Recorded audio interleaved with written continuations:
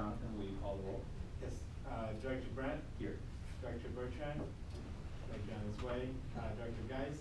Here. Director Freeman? Director Hedges? Present. Director Nguyen? Here. Director Douglas? Here. Okay.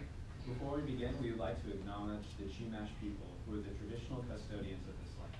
We pay our respects to the Chumash elders past, present, and future, who call this place Eniscoyo, the land that Isla Vista sits upon, their home. We are proud to continue their tradition of coming together and growing as a community. We thank the Chumash community for their stewardship and support, and we look forward to strengthening our ties as we continue our relationship of mutual respect and understanding. With that, we will go to item 2, the consent agenda. Is there anything that anyone would like to pull? I'll entertain a motion. I'll move the consent calendar. Second. Motion to approve the consent calendar made by Geis, seconded by Thurlow. Is there any public comment? Any board discussion? All those in favor? Aye. Any opposed? Motion passes. I will have to abstain, non-attendance at either of the meetings that were. Motion passes with 4 yeses, 1 abstention, and 2 absences. With that, we'd like to go to the public comment period. At this time, any member of the public may speak on matters within the subject matter of the jurisdiction of the Board of Directors that are not on the agenda. The board will not take action on any item not on the agenda except as provided for by law. Are there any requests to speak? Mark. Well, And just before we get started, I wanted to remind everyone we have a 3-minute give or take limit for comment. All right, my name is Mark Vuksovich. I'm speaking on the idea of Isla Vista streets as a hostile architecture for biking. What I mean by that is hostile architecture is an area of design that involves the modification of public spaces to deter certain activities. So example, bright lighting, deterring homelessness, sleeping because it's too bright, or like bumps on railings, stopping people from having fun skateboarding on railings. So I'm talking about this regarding bikes. I commute on my bike. And what I mean by that is I don't ride my bike. I commute as a rider every single day to campus, into Albertsons on my bike as my sole means of transportation. And every time I hear someone who doesn't bike in Isla Vista, let alone live in Isla Vista, complain about a biker not stopping at a stop sign, I want to know if they have ever empathized with someone who only has one sole way to commute as their only source of transportation. My qualms are this: is that the sad reality is, if it wasn't for UC Santa Barbara's bike infrastructure, there would be no real biking in Isla Vista, because the only bike infrastructure that exists in Isla Vista is in the direct vicinity of the loop. I'm talking about bike lanes and bike parking, and that's really mostly in the direct vicinity of the loop because it's for a commercial purpose. There's not a lot of bike infrastructure actually where residents live. So I have a few ideas to help biking and make it safer in general. One of my main idea, and the one that I see as most important, is rather than ramping up police enforcement on people, what people would call running through stop signs, is actually making every single stop sign in Isla Vista a yield to bikers stop sign, so that bikers can still commute quickly and effectively, and so that they're not breaking the law when they do go through a stop sign, and so that cars can actually be aware that a biker might be coming through if this is their first time coming through Isla Vista, or even if it's not their first time coming through Isla Vista. This would facilitate bike commuters and keep people safe. The next idea I have is on non-four-way stops, having these large circular mirrors that I'm sure people have seen in other communities that would allow visibility for both bikers and car drivers, as they have like 180-degree visibility from these mirrors, so you can see around corners, because there's oftentimes when there's cars parked on the side of the road that I can't see if a car is coming to hit me, even if I am fully stopped at the stop sign. I have to inch up slowly. Another idea I have is, I don't know how, but helping IV Foot Patrol, reducing the amount of to reduce the amount of bike theft in Isla Vista. I know they do a lot. I know it's they do as much as they can, but bike theft is still a really big issue here. So it's hard, and it doesn't help the situation. Last thing I have is, I think there should be a plan for the eventual banning of cars in places, like some sort of 10-year plan that sees the removal of all cars, or all car parking from Del Playa, for an example. I think looking into something like that would be really good for the community. My just final statement is that I think we need to stop perpetuating car culture in a place that's intimate enough for simple and easy alternative transportation methods. Thank you. Thank you, Mark. Are there any other requests to speak on matters not on the agenda? Okay, with that, then we will transition into discussion action items. Our first item is the County of Santa Barbara Cannabis Ordinance. There have recently been some modifications made, and we have Dennis Managed staff over here from the County CEO's office to give us a presentation on what we should be done. Do we sit? Do we stand? What do we do? We do whatever you like. Oh, geez. So many options. Okay. Dennis Mazanich, Deputy County Executive Officer. Since returning to the County Executive Office, since returning to the County Executive Office in the fall of 2016, I've been working on the cannabis regulations overall for the county. Part of what precipitated that is, frankly, a lot of the odor issues related to cannabis cultivation and carpet real. But as the board was presented with the new licensing agreements and the new licensing requirements, I should say, coming out of Prop 64 and the legalization of adult use, and the proposed integration between adult use and the medicinal cannabis regulations that already existed in state law. The Board of Supervisors received a presentation in February of 2017, and the simple question was, what do you want to do to the board? And the board at that point decided to formulate a cannabis ad hoc committee made up of 2 members of the board, Supervisor Williams and Supervisor Lavanino. Worked directly with staff to begin to identify what were the challenges, what were the opportunities that could exist as a result of both adult use and medicinal regulation. It's important to note at that point that that was a era where there was a lot of state changes going on within the statutory framework for cannabis regulations. Because Prop 64 did not neatly align with what was happening in the medicinal world that had existed since prior to 2015. And so we were working in a really dynamic environment from a local government perspective, because the state had not established anything other than emergency regulations to do the bare minimum in terms of making sure that there was a licensing thing. It's also important to note that none of the licensing regulations in either the medicinal cannabis world or in the adult use recreational world were to come into effect until January 1st of 2018. So while we were operating to develop those regulations throughout the entirety of 2017, none of those were to come into effect until January 1st of 2018. And so we had this 1 year, and during that year from February of 2017, when the board created the ad hoc committee, all the way through the end of the year, the county board of supervisors and staff worked really hard to do several things. One was conducted a programmatic environmental impact report under CEQA regulations that looked at all cannabis operations throughout the county, including cultivation, including manufacturing, including distribution and testing, and including cannabis retail. And that EIR, which began in, it was August or September of 2017 and was completed in December of 2017, looked at where those places would fit best, what were the kinds of environmental impacts that would be expected as a result of any kind of cannabis operations in any place in the county. And so while it was broad, it also identified some real specific impacts. And amongst those were the risks of odor, of traffic, of a number of other kinds of impacts. Staff took those after direction from the board and to begin to develop regulations on 2 tracks. And I think this is really important and actually really unique in the entire state of California. Santa Barbara County is the only jurisdiction anywhere, whether city, county, anywhere, that decided to regulate cannabis at 2 levels. First of all, at the land use level, There are specific land use permit and entitlement requirements for any cannabis operation anywhere in the county.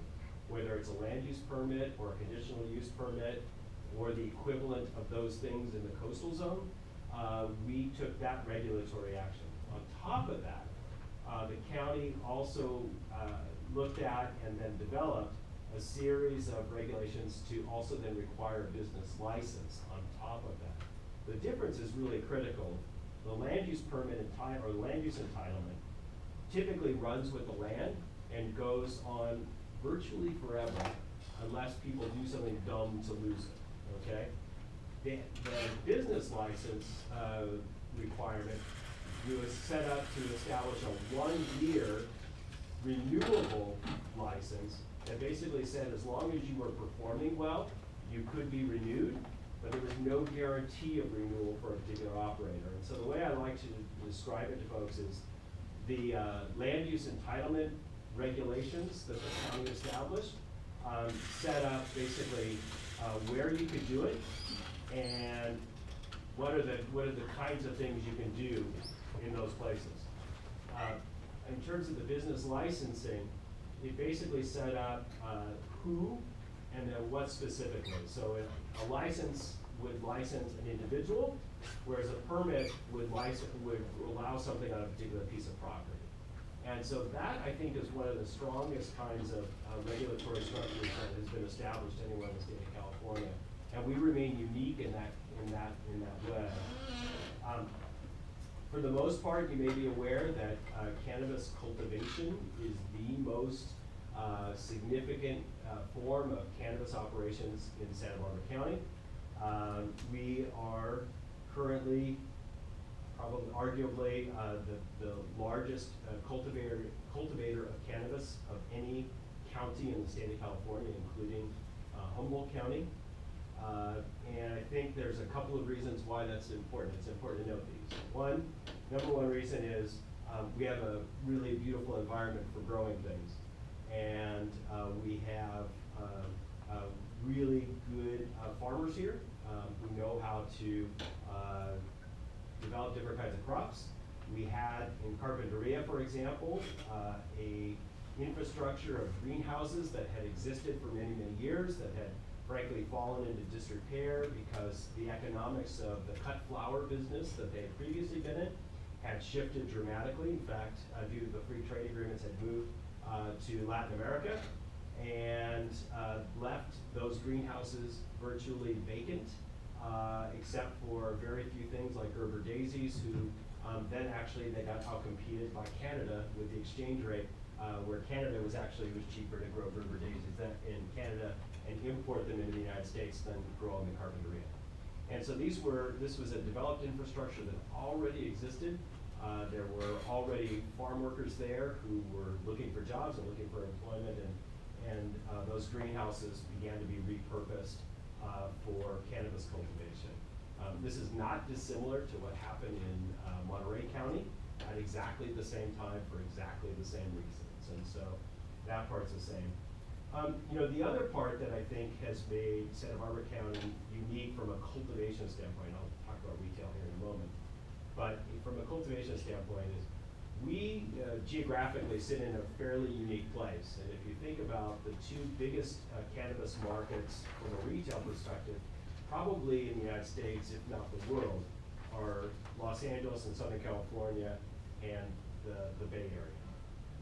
And Santa Barbara sits uniquely where it's actually shorter for somebody to have cannabis grown in Santa Barbara and delivered to the Bay Area than it is for it to be grown in Humboldt County and driven to the Bay Area. And obviously there's a unique relationship between us and the Los Angeles, Orange County area. And so it becomes just a matter of geography and proximity for the product to move from the field to the retail stores. That level of kind of location is pretty unique in such a large state as California. The other part I'll touch on in part of my presentation is just talk about retail. So at the point at which the county staff and the county board was looking at cannabis regulations around the retail market, there was a couple of models that existed out there, and I'll just classify them generally as the first come, first served model or the RFP model. And let me describe those in a little bit more detail. The first come, first served model makes just a lot of intellectual sense, right? It's, you know, whoever lined up first for the concert ticket, the cannabis license, they got it first.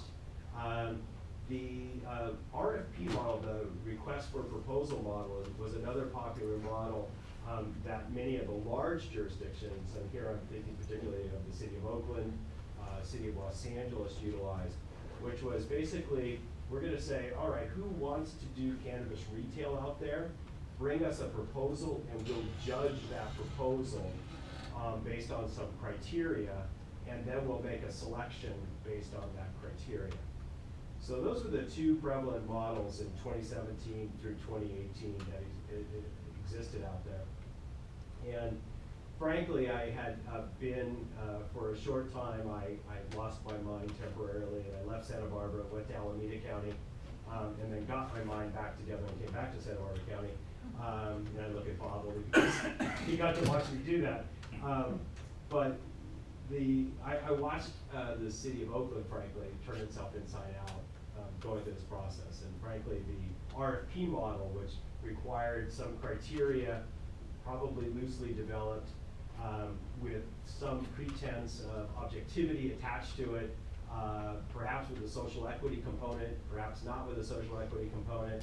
And I can talk briefly in response to any questions about social equity, but that process I watched just devolve into a series of rancorous discussions at public meetings and lawsuits. And it just seemed like, you know, the perfect scenario for a bunch of attorneys to do well, and then frankly the public interests of, you know, selecting the best fit for the community, frankly not really pan out. And so in place of that, we thought, well, maybe just a random selection process would just be simpler and easier, and that recognizing that we had this unique structure of the land use entitlement and the business license, which was renewable, we knew that we had some method of control over what was potentially could occur in terms of cannabis retail. That if fundamentally, if in the random selection process, a bad operator was selected for some reason, we could quickly fail them out of the system, take away their business license, and go and find the next operator to be able to fit. The second thing that the board did in the regulations that it adopted in the spring of 2018 is it basically laid out a way of separating as much as possible the cannabis retail in particular. So originally the regulations established no more than 2 per supervisorial district and a total of 8 retail stores countywide in the unincorporated area.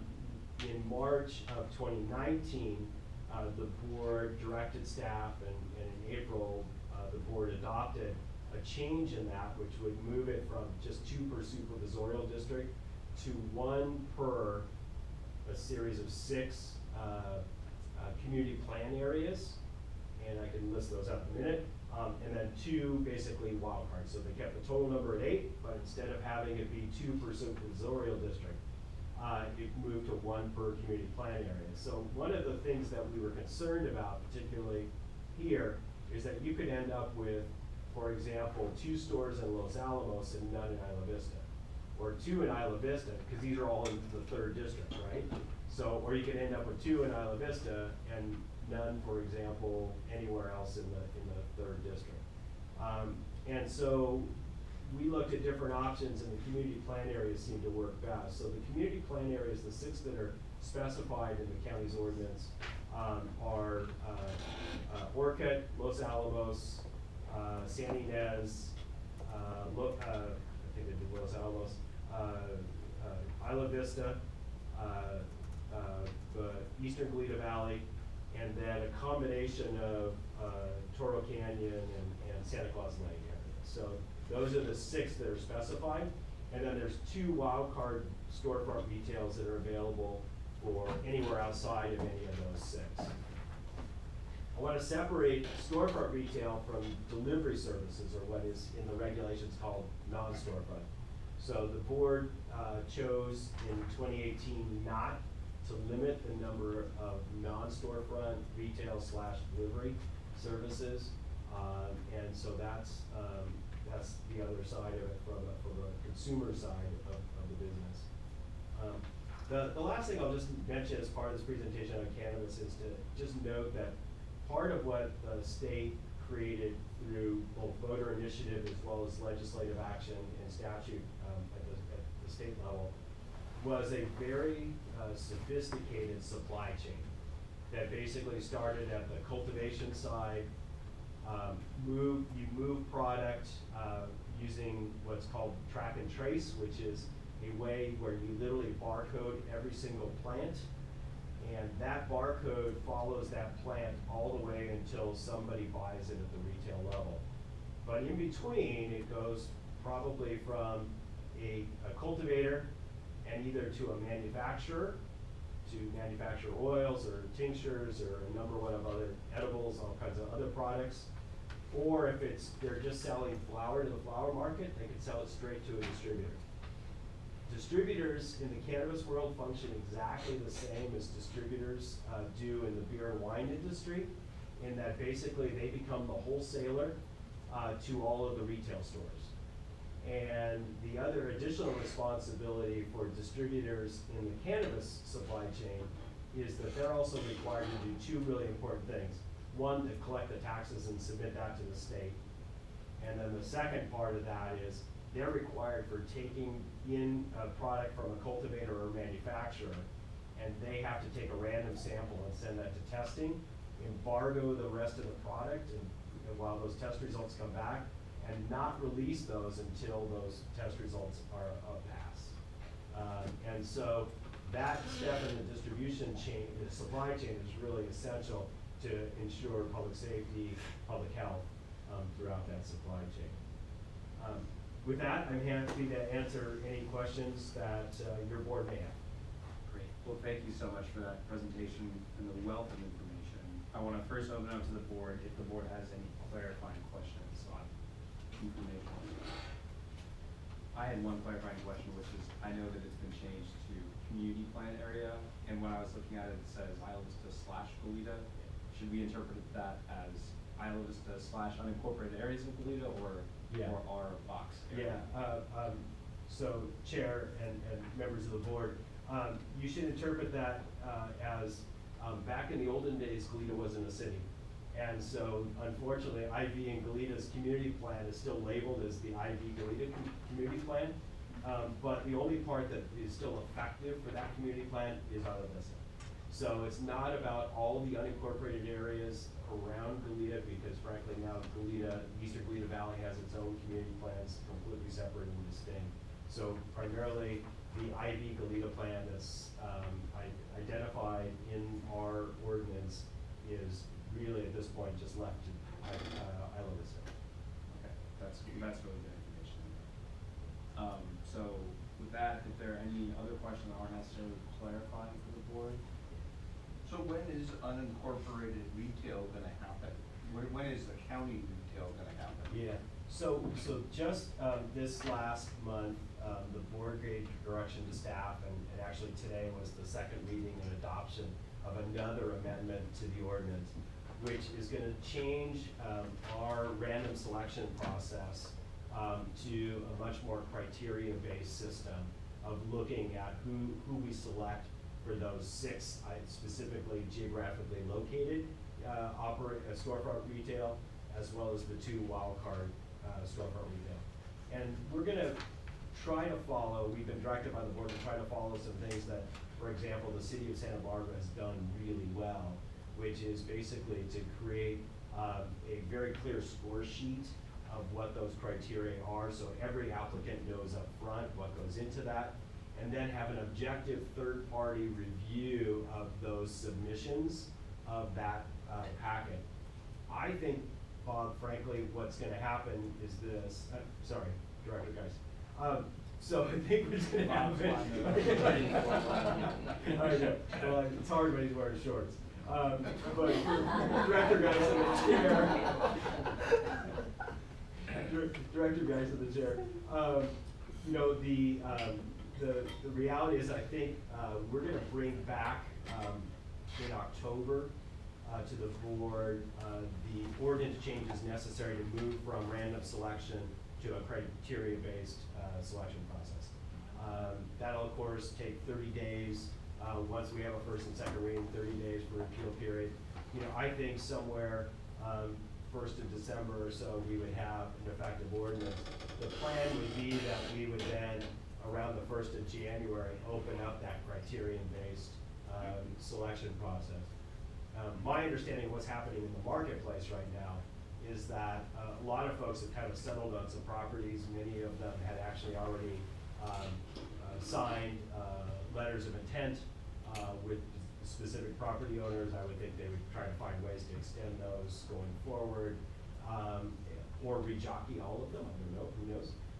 But that they would then utilize that between roughly January and March to do the submittals and the scoring probably in about that time frame.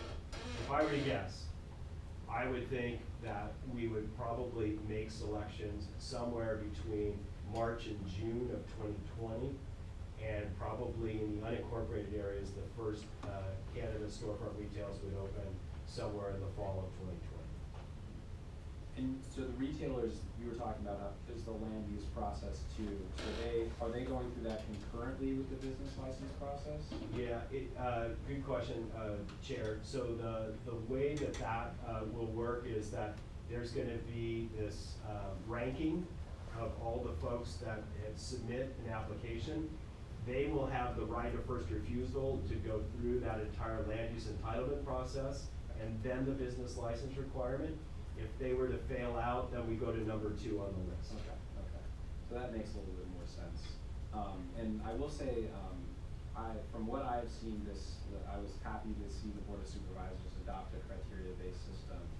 We've had a number of comments that I've heard in the community just about both the immense opportunity that a dispensary presents, and also some anxiety about having the wrong operator with the wrong intentions coming into the community or at the wrong site. So I'm excited to see what that will bring, and wondering if you can tell us a little bit about what some of the criteria that, at least I know you can't talk about what you're doing since it's still going through, but some of the things that the city has done. Yeah, so Chair, I think real simply, I think there's some basic components. So, you know, what are they doing around safety and security in the neighborhood of their site, and also reducing the potential impacts of parking, traffic, humans, all that stuff in tight places. Now, that's not too different than probably anything else here in Isla Vista, but looking at what their way of mitigating those impacts would be, right? So that would be one component of it. Another component of it is, you know, what else are they gonna do? So what else do they bring to the table? And I think that's the part that feels a little subjective, but I think some of the experience that's happening in the city of Santa Barbara and other places, you can begin to quantify some of those elements that, in a way, begin to show kind of the character of the organization, in a way of how that fits within the dynamic of that particular community. And again, I think the challenge is going to be is that I think for a whole lot of good reasons, you know, we're going to need to outsource that at least that initial store. And I didn't mention, but a second part of that process in the city's regulations that I believe we would want to adopt in the county, and we'll leave it up to the board to decide if that's what they do at the end of the day, but is a public interview process. So they would take the top 5, perhaps, or top 3 from each of those areas, and they'd bring them in for basically a public hearing. And so that would be a second part of the process. That would be scored as well, and that would give you the total result. Well, that's great, and it's good to hear that. I think that a public interview process is a great idea. It allows for the most transparency and just allows us to see all the great things that the different operators come up with. What's so great about this is that it's sort of a race to the top as to who can provide that most benefit to the community, and I think that is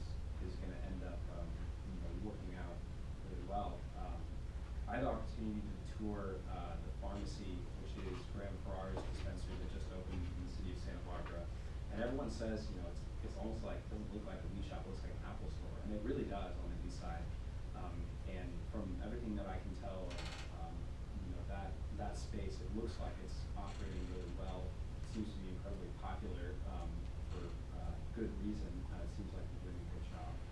And I'm really hoping that we get an operator in Isla Vista that has those same sort of values of sustainability, commitment to our community, and wanting to give back, because there's a lot, I think, that our community can benefit from that. But the last question that I was gonna ask is just that I know you'll have a criteria system, and are those gonna be specific to the different community plan areas? Just because I guess what I'm thinking is that there are a lot of things about Isla Vista that are quirky and different than a lot of other places in the county, such as I imagine that a big component of a criteria system would be something like parking.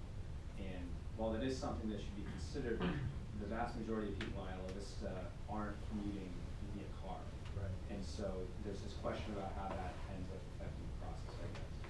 So I would just, say not to take away the uniqueness of this community. All areas of the county are quirky. And I mean that in the best possible way. They all have their own unique interests, their own unique desires to maintain their character and identity. And so, yes, Isla Vista is different, but I would, suspect that we would all identify Santa Claus Lane or Los Alamos or, downtown San Ynez as different, or, downtown Orchid, frankly, is different.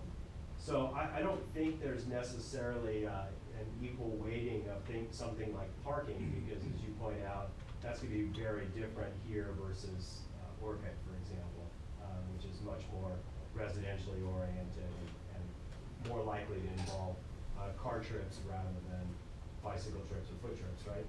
So I think there's ways to take that into account. I often don't think parking is the number one priority, except for on opening day perhaps. Then it becomes a little bit more of a mess. But I think that's the part we're going to balance.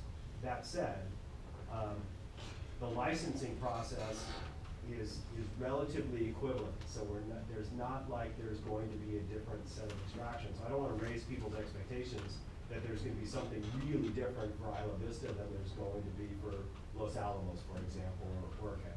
I don't want to raise that expectation. I think that's going to really, frankly, be the challenge of developing the criteria, and how those are scored out is going to be to take into account some of those really different sets of circumstances. And I'm frankly not looking forward to that, but we will make it work.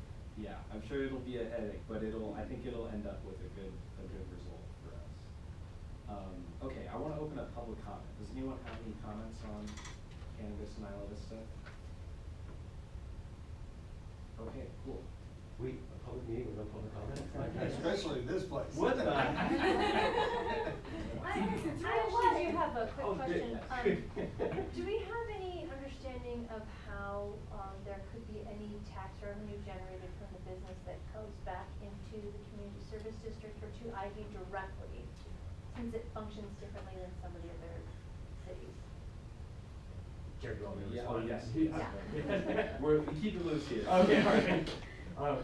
So Chair and folks, members of the community, so the tax that the voters established for cannabis operations, it's 6% on the gross receipts for retail. Mm-hmm. And what's hard to know is, frankly, what those gross receipts are going to look like. So I'm unclear as to what those numbers are going to be.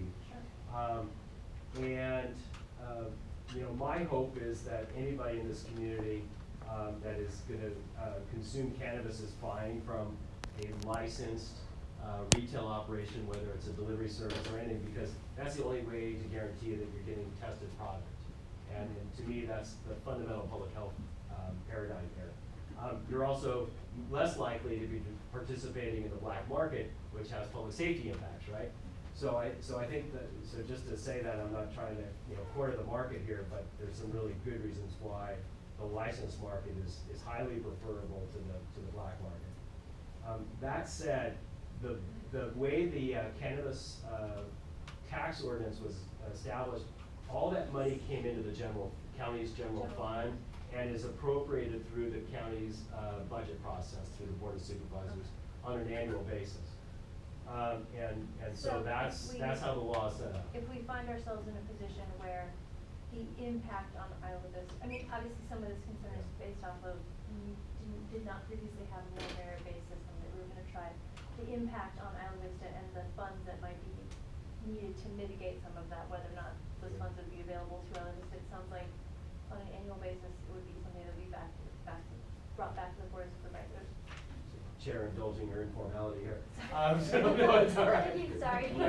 Try not to do the give and take thing, but, Microphones. yeah, so the, like, just as an example, so in the first year of the cannabis operations, the board set aside $1.7 million for enforcement. I didn't even get a chance to talk about enforcement, because that was a huge component of what we were really shooting for from a policy perspective, was how do we generate revenue so we can go after the bad guys and gals, and not to be gender specific. And so how do we do that in a way that we can finance, right? And so the board allocated in the very first year, in 18-19, allocated $1.7 million. This year they've allocated $2.7 million. And I think, you know, from a, and I guess I'm trying to use that as a illustration of where there's impacts being felt and needs being demonstrated. The Board of Supervisors is willing to put money into those kinds of things, and so that's really big. Because as you can imagine, Isla Vista is a fragile ecosystem. Yes, I live here, I know, yeah, so it's, yes, I appreciate that, and I think, you know, again, you know, I only bring up enforcement as an example of things, not the end result, but I think as one about ensuring kind of the quality of life piece going forward. The board has demonstrated some desire and taken action in a way that says, you know, here, we need to do more around enforcement to make sure that the black market is diminished as significantly as possible, which then creates greater value actually for those license holders, for the people that have gone through that rather extensive two-tier permitting and licensing process. So. Thank you. Well, and that is an incredibly important point and is well taken. I want to say that I agree with your comments that in the future this should really be something where the revenue that's generated goes back and gets reinvested in the community. We've had a number of programs that were set up, I think probably about 10 or 15 years ago, such as our outdoor dining program, or for example, the solar parking lot, where those are revenue generating programs, and now that revenue doesn't always get reinvested back into the community. So I think this is a great opportunity to change that tide. Well, so I'll just say this. I hope I didn't say anything, Chair, that might be misinterpreted, that I was saying those dollars were going to be reinvested here. Absolutely. I'm just saying that the general allocation process is such that, you know, the board is looking at kind of the larger needs in terms of how do you balance these various policy issues. So, Absolutely. just to be clear. Well taken. I'll go to you, Ariel. At the risk of giving myself and Justin more work, but I think it's worth bringing up, is there a plan on the board's end to launch a kind of common marijuana laws once this does get, if we do get a dispensary here? Because from our experience already, the people we interact with have no idea, right? They'll be smoking in public, think, well, it's legal in California. And I thought, well, no, it's still, you can't. Oh, well, they don't realize if you have an open container in your car, we can now search your car. You know, there's a lot of very common things where I imagine if we had a dispensary here, it would, you know, quadruple the amount of tickets, citations, and interactions. And that point is well taken, why the community equity and benefit portion of criteria system is important, to educate folks who are using cannabis on how to do it responsibly, and you know, how to do it in a way that's safe.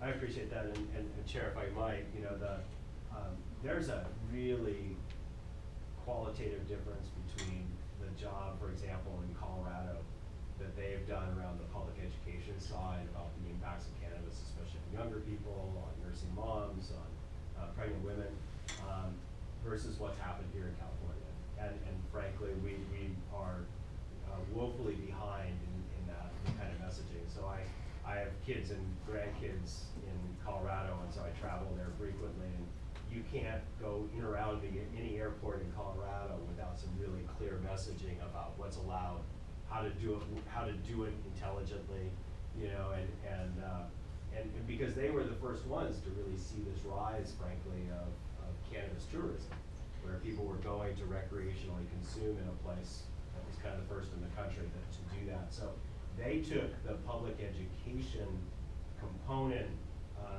very seriously, and I think, you know, very successfully, at least from its outset. So not that they didn't feel impacts, not that they didn't, you know, see a rise in emergency room visits, not that they didn't see at least an initial rise in driving while under the influence. But what happened pretty quickly is those numbers went back to baseline. And went almost back to that. And part of that was this initial surge of, well, let's see what we can get away with, and then realizing I can't do all of those things. And so they really did come back. Most of those statistics came back to near baseline. Has there been any thought to get together with the cities and have a countywide educational forum? Director Geisen, through the chair, you know, it is, I kind of keep waiting for the state, because I think this really is a statewide moment, and it does seem like one of those fundamental things. I don't think we can wait any longer. So I think now, frankly, with the opening of cannabis recreational retail in the city of Santa Barbara, it's soon going to be followed by the city of Goleta, you know, Lompok's there. I think the unincorporated area, we're less than a year away from something happening. We're going to have to do it because our state partners aren't, and so we will have to do that. And I think joint messaging is the right methodology for that, given this community. And so we'll work on that. And even if we have to borrow from our friends in Colorado, both their strategy as well as their messaging, we'll look to do those kinds of things. But you know, there isn't a weekend in Santa Barbara downtown where I live that, you know, I don't regularly smell, you know, cannabis on the street in downtown Santa Barbara. I suspect IV might also do that as well. I don't know. Just guessing. Good guess. Yeah. Okay. I'm gonna go to Jeremy, and then I'm gonna close out public comment for this item. Okay, thank you. I heard you respond, sorry, I don't know, I came in a little late and didn't hear your name. Yeah, Dennis. Dennis. Yeah. I heard you mention something about the enforcement aspect, funding increasing for enforcement, the education program. I'm wondering, as a therapist, I'm wondering if there is any increase in budget to dealing with addiction issues. Yeah. Chair and folks. So not at this moment in time. I think that's probably on this next vanguard, and I think, you know, to the extent as we begin to frankly diminish the black market, that will make some of that $2.7 million available for other purposes. The thought being, you know, we need to figure out what's most effective in that moment. But I can imagine here in the next, you know, budget cycle, for example, the consideration of some proposals around, you know, what do we do around, you know, either treatment related issues. I think I don't want to go too far down the alcohol and other drugs pathway without and not take into account the other public health issues. And I think one of the things we're particularly seeing right now is an outbreak around vaping and the impacts, the negative health impacts of vaping. And so since that's a major delivery system for a lot of THC as well as CBD-based products, you know, I think there's some of those public health concerns that probably, I don't want to rank people too much here, but are of significant concern as well. So I think we do have some things to look at there. Can I chime in?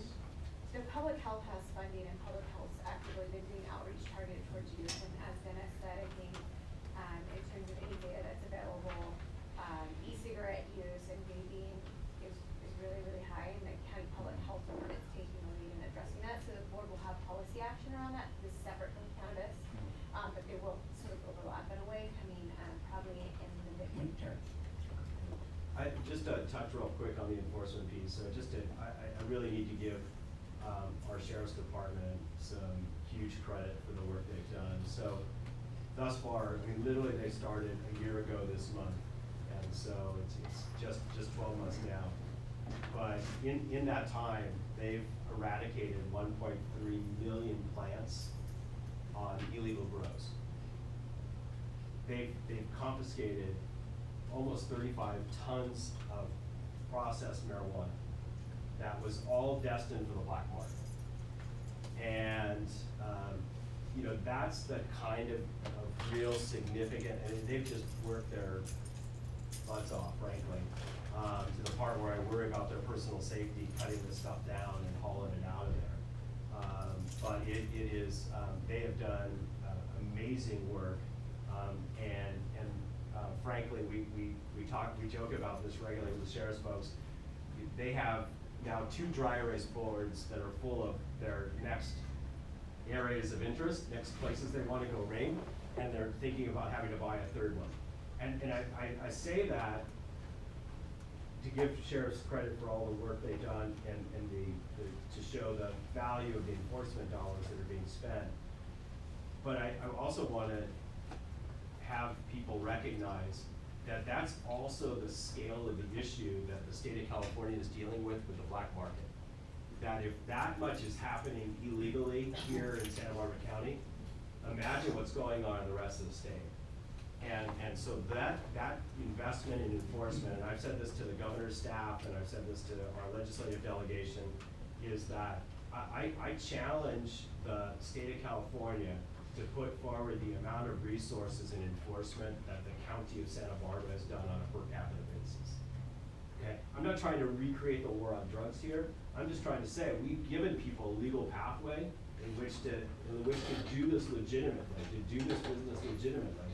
And if you're choosing to continue to do it, or if you're like 66% of the jurisdictions in the state of California that have refused to allow legal cannabis, that you're encouraging and allowing 66% of those jurisdictions, allowing the black market to continue to exist, then we've got a problem.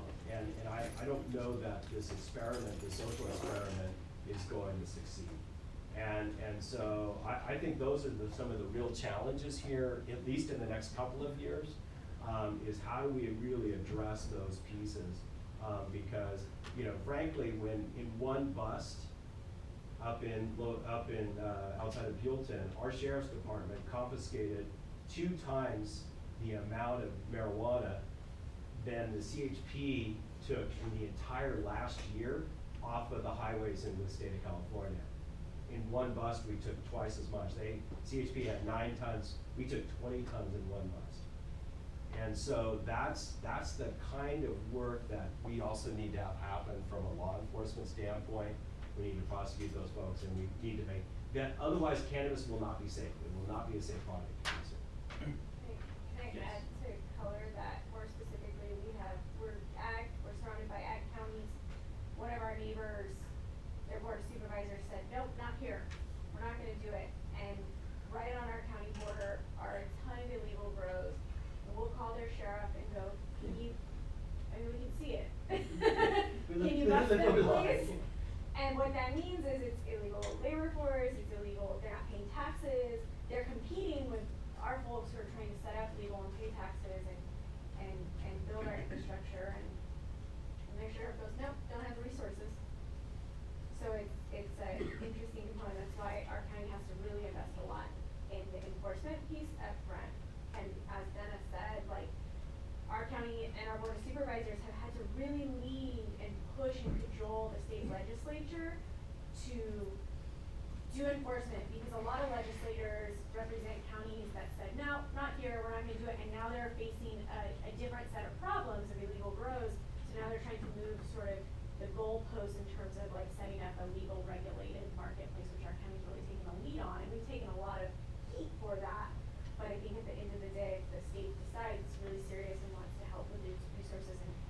create a legal marketplace like our county has, then it would be all better off, and we'll have really robust public health programs and really robust, programs that it sounds like this community has articulated that they desire.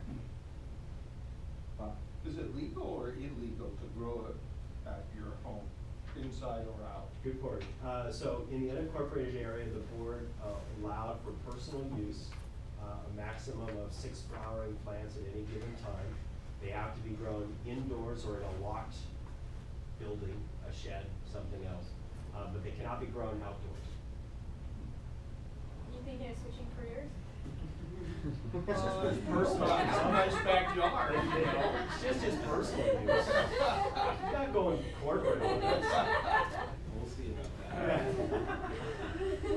Well, I think with that, we'll close this item. Thank you, Dennis, for presenting on this. It's incredibly insightful to hear about what the county is doing on cannabis. I know this has been an issue that has inspired a lot of passions and opinions throughout the county for a number of reasons. And I feel like we've just been sitting here, and I was just saying, well, we've always been down for a dispensary. We've always been down for a place. We have the customers here who will use it, and we want it to be done safely. So it's good to hear that process has been worked. Thank you for that. So with that, I'm going to move from item 4.1 to item 4.2, the Census 2020, which we also have Deputy County CEO Dennis Sanchez here for. But I also just wanted Al, Jonathan, if you have anything, I know you've been sitting in on the calls. Yeah, no, this is for Dennis. Okay, very cool. Okay, so just real briefly, and I kind of teased this at another community meeting a little while ago. So first of all, I want to introduce Carly Ernest. She's working with me and working really hard to organize a lot of our efforts around the complete count for the 2020 census. And Carly's a student here at UCSB. I'm lucky to have her a couple of days a week to help keep me straight, and she's done a great job. So here's what's happening out there in the world of the census. So in 2020, the state of California has invested about $110 million statewide to make sure that we count every single person in the state of California. And as you can imagine, in the current environment, especially in the current national environment, there's a lot of headwind blowing in the face of counting every single individual, particularly those whose immigration status is probably less than certain. We'll just use that euphemism as well. And so the state of California, though, realizes that for every single person that does not get counted, and again, I think, let me just say at the outset, just so there's no ambiguity about this, the census does not specify whether or not you're here legally, not legally. It does not specify. It literally says in the US Constitution, you're to count every single resident of the United States. That's literally what it says.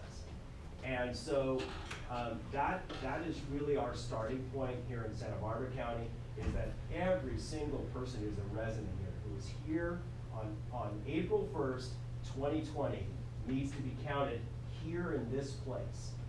And the risk of not doing that is roughly $2,000 per person per year for the next 10 years in lost state and federal revenue.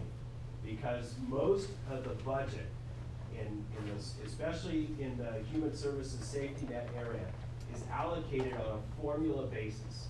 And that formula is based on these population numbers. And nobody knows better than Dr. Geis about the intricacies of managing the population, even in the incremental years between the census. The California State Department of Finance provides updated figures about the population every single year, primarily for the purpose of determining these formulaic allocation methods on both the state and federal level. And so that $2,000 per person per year is a significant impact on roads, on the human services, safety net services and funding that we provide here, on a large number of things that we depend on, frankly, both as residents and as local government to provide services to our residents. And so the goal of the local steering committee is to make sure that we count every single person on April 1st who's living here. the states determine that there are certain specific population characteristics and certain specific census blocks that are at high risk of not being completely counted. And amongst those are the 2 census blocks here in Isla Vista. And so I could go, I'd love to play 20 questions with you here, but just in the interest of time and to be formal about it, you know, part of it is the transiency of this community. You also have a high number of folks that are undocumented living in this community. And because of the transiency, especially associated with rental properties, we just don't know how many people are here on any given day, right? And I know that's a challenge for your district and for this community. And because of that, Isla Vista, along with parts of downtown Santa Barbara, as well as parts of downtown Lompoc, and as well as parts of downtown Santa Maria, are identified as some of the most hard to count in the country. In fact, Santa Barbara County and Ventura County together are number 57 and number 58 counties in the entire country as being determined as being the hardest to count. And so, you know, that is significant and a great worry. So since the beginning of 2019, I've been working, fortunately, with Pedro Paz from the Santa Barbara Foundation, and we've been working together as co-chairs to bring together a steering committee. We've got, how many people do we have on our steering committee now?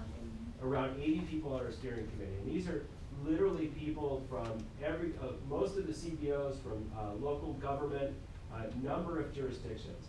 And everybody's sole focus and sole purpose is, how do we make sure that every single person gets counted next April 1st? And so that, and we're just unambiguous. And the other strategy we've taken is, you may have heard that there was this potential for a question around their immigration status on the survey form. We made a strategic decision very early on that we were going to act as though the question was going to be on the census form, and we were going to do whatever it was going to take to ensure that 100% participation in this community, whether or not that question was there or not.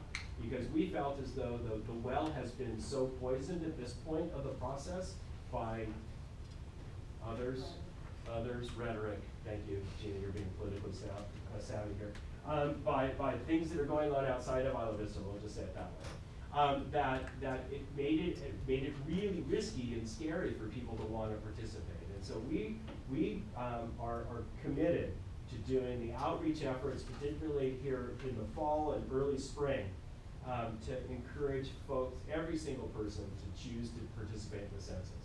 The other thing that's at stake, frankly, besides the $2,000 per person per year for the next 10 years, is about representation. Because this count, this census, is going to determine the population that is now got to get redistricted, both at the local level for county supervisors in the case of Isla Vista. It's going to impact the districts for the state legislative seats. It's going to change the redistricting for congressional seats. And in 2010, the state of California came very close to losing a congressional seat, a seat in the House of Representatives, as a result of undercounting big significant parts of our population. And so we don't want to run that risk. I mean, the thought of California, now 40 million people, and the 5th or 6th or 7th, arguably, largest economy in the world, losing representation in Washington, D.C. ought to be actually more frightening than losing the $2,000 per person per year for the next 10 years, right? Losing that kind of representation. So we're working really hard. So here's the challenge here at IV, and maybe a little bit of a call to action for the community services district and those that participate with you. Is, you know, the challenge here is that a lot of students are going to think that they're being counted by their parents, and they need to be counted where they're living on April 1st. And we got to get that message out there, that if they're here, that's where they should be counted. They shouldn't be counted on their parents' form in some other place, okay? They need to be counted here. Why? Because you know what? 4 years from now or 5 years from now, they're going to be replaced by another student in this community sleeping in that same bed. And so we've got to clearly communicate, and I need your help to, you know this community, you know how to do this. The other thing that we're really banking on, Carly and I are really banking on, and why our steering committee is so big and broad, is because we believe the only way to effectively do that is that we've got to put trusted messengers out into the field to be able to communicate to those local communities in the language they understand, from a cultural perspective about why this is important and being able to express that. But we need trusted messengers. They're not going to listen to me. I'm Grandpa D. I'm not going to get much of a hearing in IV. So I need folks that are trusted in this community that can go out and say, here's why this is important. Here's why, even if you're couch surfing in IV, we need to have you counted in that place at that time, in that moment. And I think that really is our biggest challenge going forward. So I'm interested in hearing at some point where, staff and from the district and how you as leaders in this community might want to participate in that. And Jonathan's on our committee, so we really appreciate his participation. And then I think we've got this really big challenge. Let me lay out one last challenge, and then I'll stop. The other challenge is that our main preparation period, so the main census day is April 1st, 2020. Leading up to that, for the 3 months prior to that, is primary election season in the state of California. We moved the primary election from June to March. And so now, what happens during election season in the state of California? Every single second of every single commercial block on every single channel is choked by ads, political ads, right? And so, some will be really good. But I mean, there's this inherent thing. There's only so much bandwidth that you can put into media in particular. And so we're gonna have to think creatively, particularly in that January to March, of how do we motivate people to go out and participate in the census where they are. That they understand that they're responsible to do it right here where they are, even if they're couch surfing, living in their car, wherever that situation may be. Or in an illegal dwelling. So that's the ones that are scary. And so I am talking to the property owners. When am I doing it? Next month? Yeah, it's October 10th or something. Yeah, October 10th. So I'm going to talk to the property owners and just say, this is not about you. This is about the folks. This is about counting the folks. So I don't know whether that'll get through or not. So Great, okay. Brief questions, Father John and then Bob. I just had one brief statement. Back in 2010, when Lois Capps asked me to speak about the census back then, one of the things that I stressed was that this is you standing up to the oligarchies. This is you standing up to those who don't want to count you and saying, here I am, count me, deal with me, do something about me. yeah. And I said at that point that it's like that young brother that stood up to the tank in Tiananmen Square just not long before that and said, stop, count me, here I am. I'm just one, but I am a person. I am a person you need to count and deal with. This isn't just populations and parties and funding streams. This is the dignity of that one human person. And unless you stand up and be counted, you won't be counted. That's a great image. So is education allowed to participate in this census count? Like is UCSD part of the steering committee? We actually have our census lead at UCSD, Barbara, over here.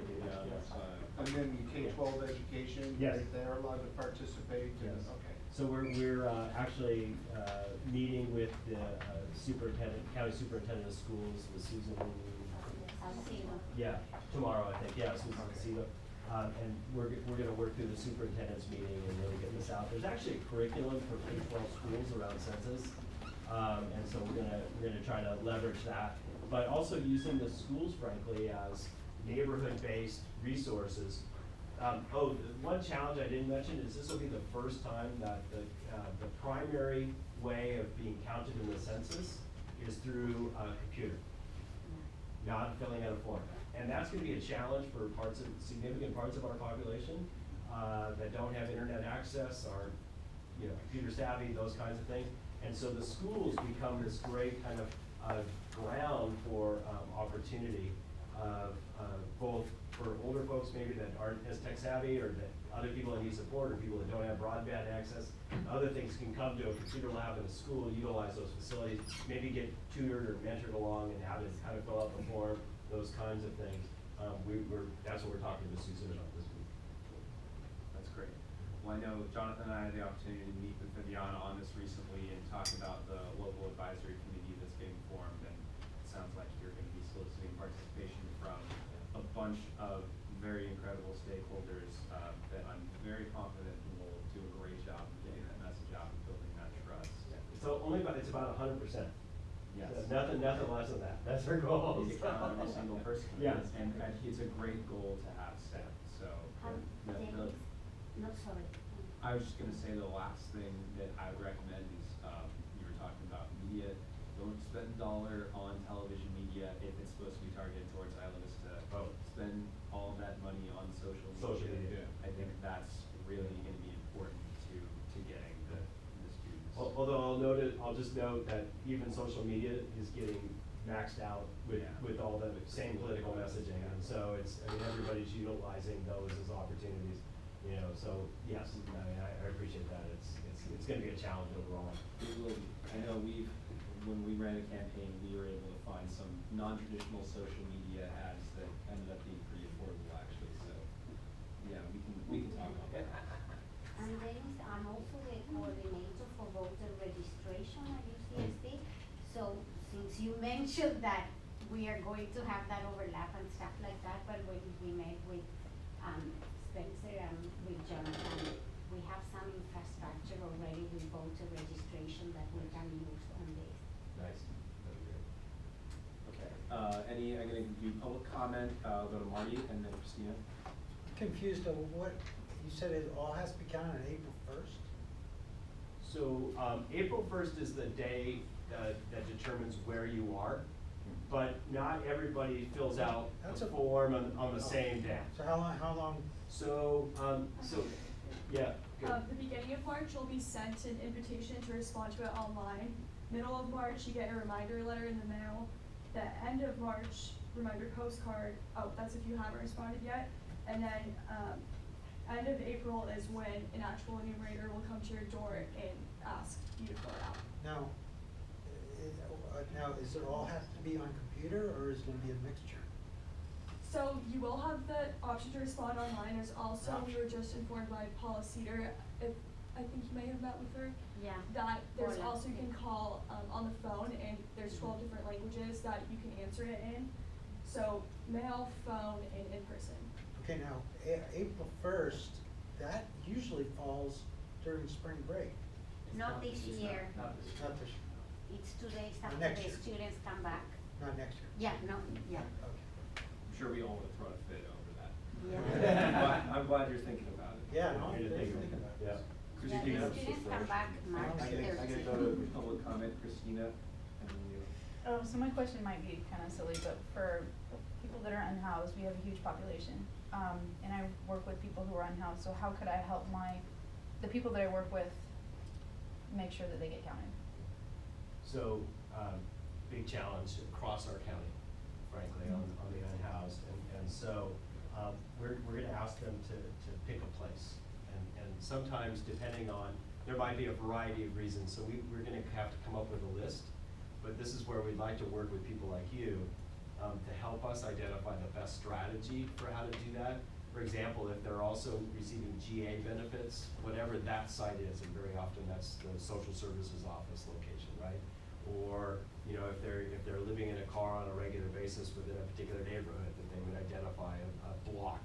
And because you don't have to put 2211, you can put 2200 block of X Street, right? So we could work with you, but I wanna kind of think about how do people see themselves, how would they describe for themselves where they live? And that's what becomes the basis for their determining their place.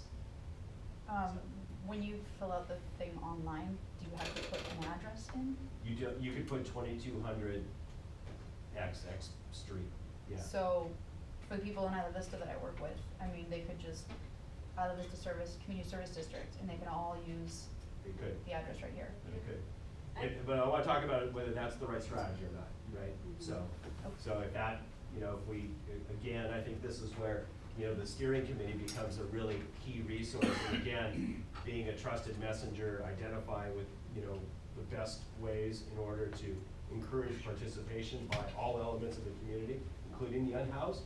I want us to come up with the best strategy. And, you know, the federal government, there's rules, but they're not that strict. And it, similarly, voter reg, if you've seen a voter reg form recently, in recent years in California, you don't have to have an exact address. You can put, you live at the intersection of, so it's a similar idea where you feel you identify you live with. And we've registered, like I've registered a number of houseless individuals, and they go and vote, and it's great.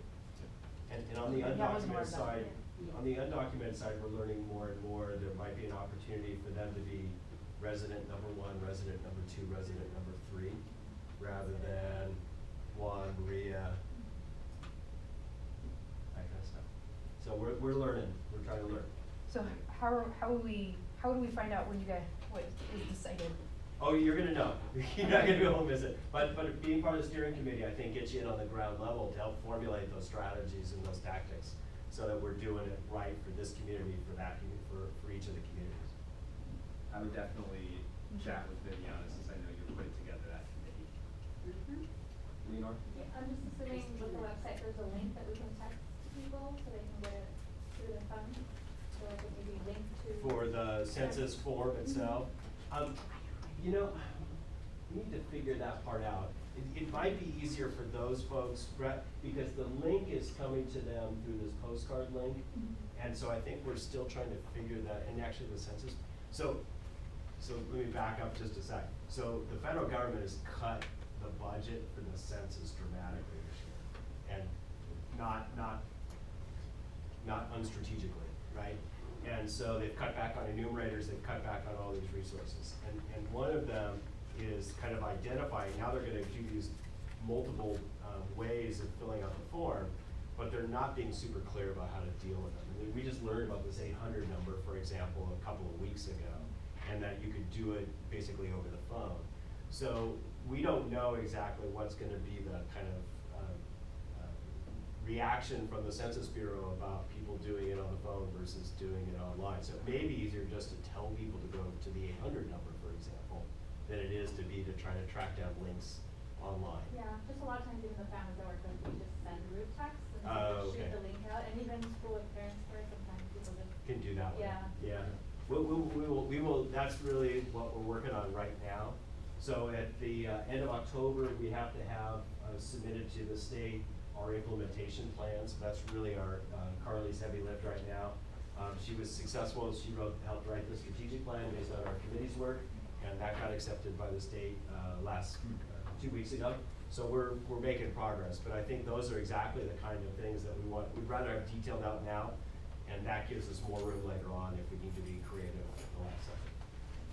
Okay, I'm gonna do one more public comment, please keep it. I will. This is a little off topic, but still I think relevant. I used to work with the Los Angeles LGBT Center on a deep canvassing model of voter registration. And that sort of model is a very specific model of education in which you help voters find the will themselves to vote rather than telling them any sort of given line.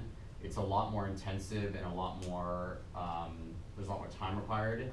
But our numbers at the time when I was working with them, we had, out of our 2,300 we spoke to, we had 1,008 verified vote, which compared to traditional canvassing, it's like a 40% raise.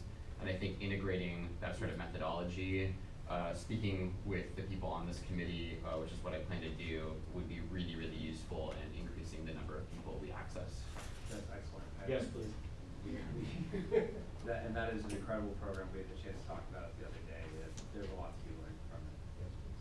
So with that, I want to thank you both for coming, presenting about this. We all make ourselves available to help out with any questions you have, and I'm excited to hear that you and Viviana are going to meet soon and talk more about this. So, you're good? Thank Thank you so much. Thanks, everybody.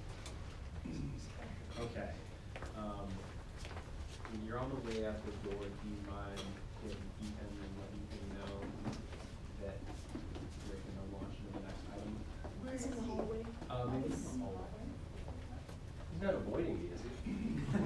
Through that door, Janet. He actually is. He very much is.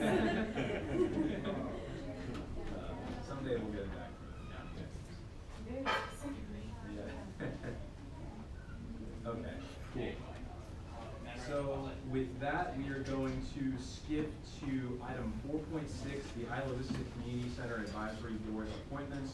We are considering applicants to serve as the nonprofit representative for the Isla Vista Community Center Advisory Board.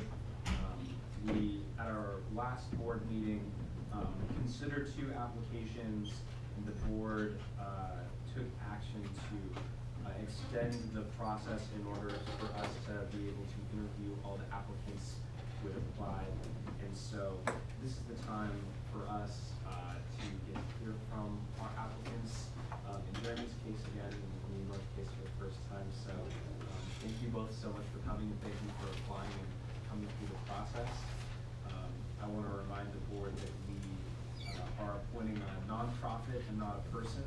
However, it seems clear who our people on the committee will be should we choose one or the other. So with that, I want to give Leonora probably 3 or 4 minutes just to talk a little bit about the St. George Family Youth Center, and I'm going to make the case for having a nonprofit.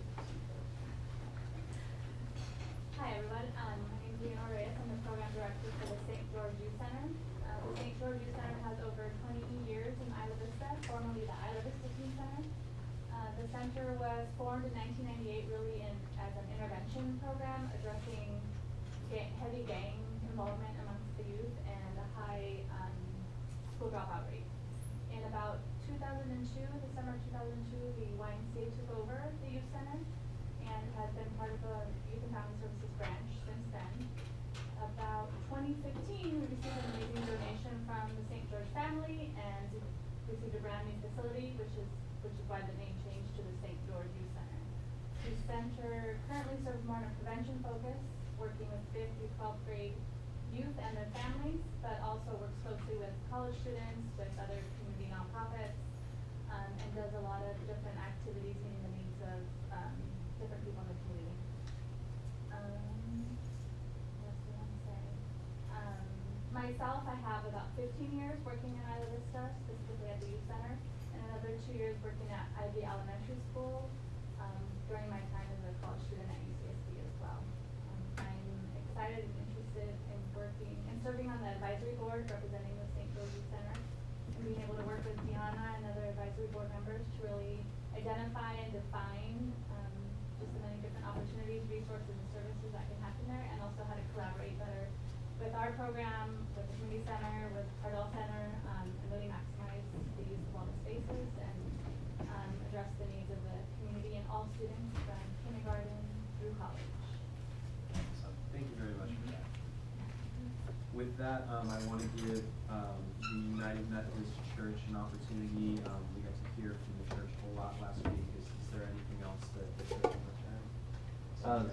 Yeah, the pastor's not able to make it today, he's sick, but I do have a document, I think it was forwarded to general manager, they have it, I noticed it on the table too. Neither of us had, Pastor Frank or I had considered, prior to the meeting last time, what we really wanted to put on the table in terms of what we might be able to offer and what we really might need in the coming future. And as you can see from the document that was submitted, they have been thinking for a long time of that they need to do something with the current existing building as it's not able to be used in its current condition. And they have. It has a beautiful roof though. Yeah, right. All copper. I watered all the watermelon, and there's 5 people living there outside. Let's not do anything with it. Let's go ahead and give that to the homeless and allow it to be a beautiful place on the corner of Swain Hill. and let the watermelons grow, and the pastures preach, and the Lord save us all. Yeah, the plan is to improve services, for the homeless, is to improve, services for the community, really, and a new building, they're estimating the What about cost the would be soap? somewhere around 3 million to 3.5 million. I'll do it for So- 2.8. Sir, we have an opportunity for public comment, and if you could please wait until you're called upon for public comment, we'll Thank give you, I you will, an sir. opportunity. Thank you. Thank you. So we're really hoping for, more guidance in terms of, what kind of space is needed, how might that space be best utilized? I'm a homeless drug addict, just got out of a wheelchair 31 days ago, I love to assist with that. I just came from the streets of Oakland, I grew up here. Sir, please wait for the Yeah, public sorry, comment I period. just went by. Sorry, Jeremy, go ahead. So, again,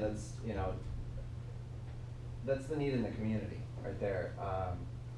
People need to have a voice, and, I think,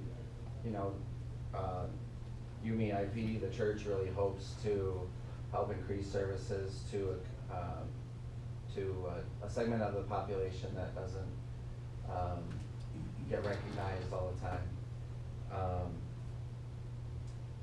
And in my communication with Jonathan and I guess it was 2 meetings ago, I started off some of the churches and really I think probably all of these, again, this is not, I'm running to represent UMEIV, but in terms of vision, I do hope that I could reach out to other churches as well.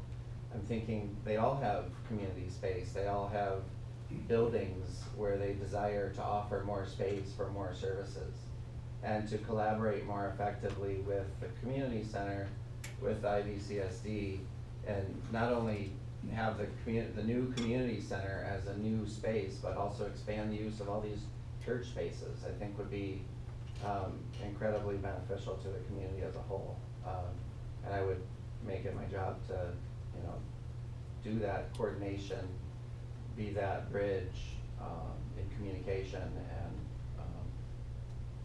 yeah, so. Well, thank you, Jeremy, and thank you for providing this handout that has a nice listing of some of your community services.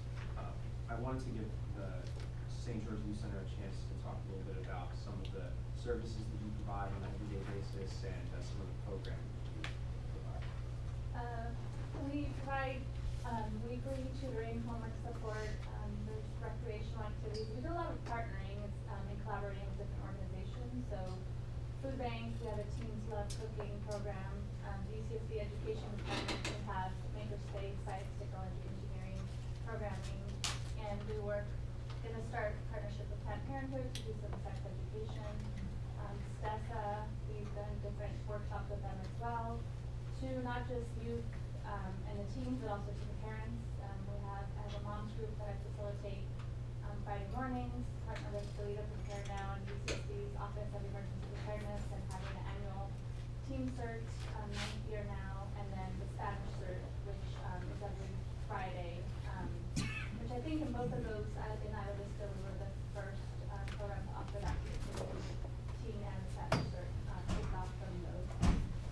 So I'm always open and looking for different ways to collaborate, maximize the space. We partnered with SPCC for a while, offering ESL classes in the mornings, and at one point also trying to offer space for college students to be able to access computers, just a safe space to come in 8 to 11 p.m. at night, and they had an academic counselor on site as well. That was for about a year, I believe. So depending also on the changing needs of the community, we very flexible and kind of just adapt and working with what's needed at the time. Partner with the church that we offer food distribution 2 times a month, just to name a few. And we'll be a polling site for the census 2nd year now. We'll be another polling site. Thank you very much. So with that, I wanted to open up to the board for any questions of the applicants that we have. Okay, great. And with that, I think I'll close that period and allow for us to do some deliberations. Anyone have any thoughts on our 2 applicants? I have some thoughts, but should we do public comment? Sure. Let's open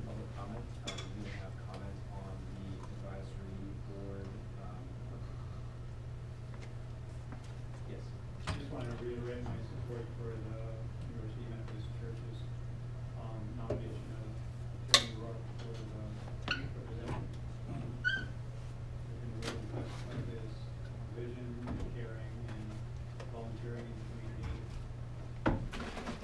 Thank you. Okay, I'll bring it back to the board, and open it up for discussion. I have a question for Sasha. Can you elaborate on the IVCSD? They provide workshops and education for the youth, teens, and families. Thank you. Okay. I'll go to Deanna real quick. Just as you mentioned, if Phil's gonna topic about it, you just describe the numbers in terms of the number of folks who Excuse me.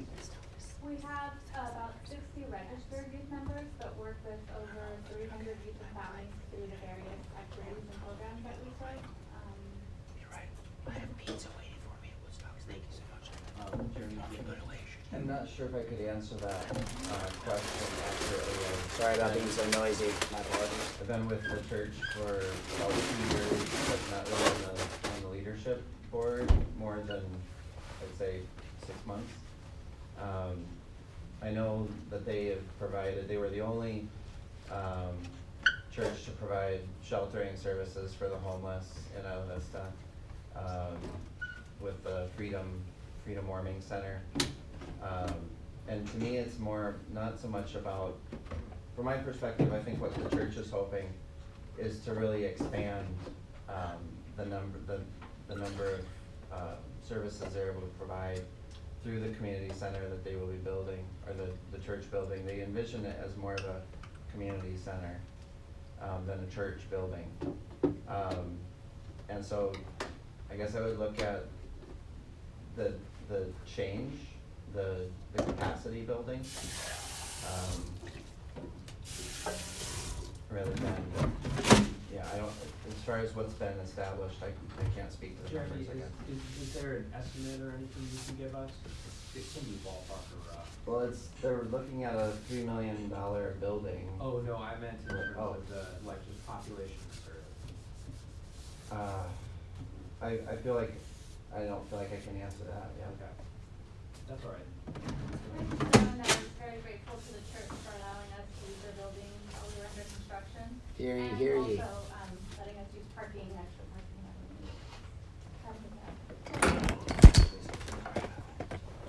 Okay. Ethan?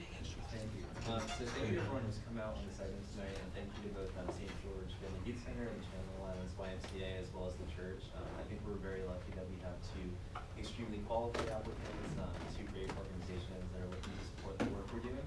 I really admire the work of both organizations, and I really look up to St. George Family Youth Center as an organization that can really help us in this developmental phase of opening up the community center and providing great services to our community, making the connections necessary, and really giving us a firm foundation. So with that, I move appointment of the St. George Family Youth Center to the advisory committee. I'll second.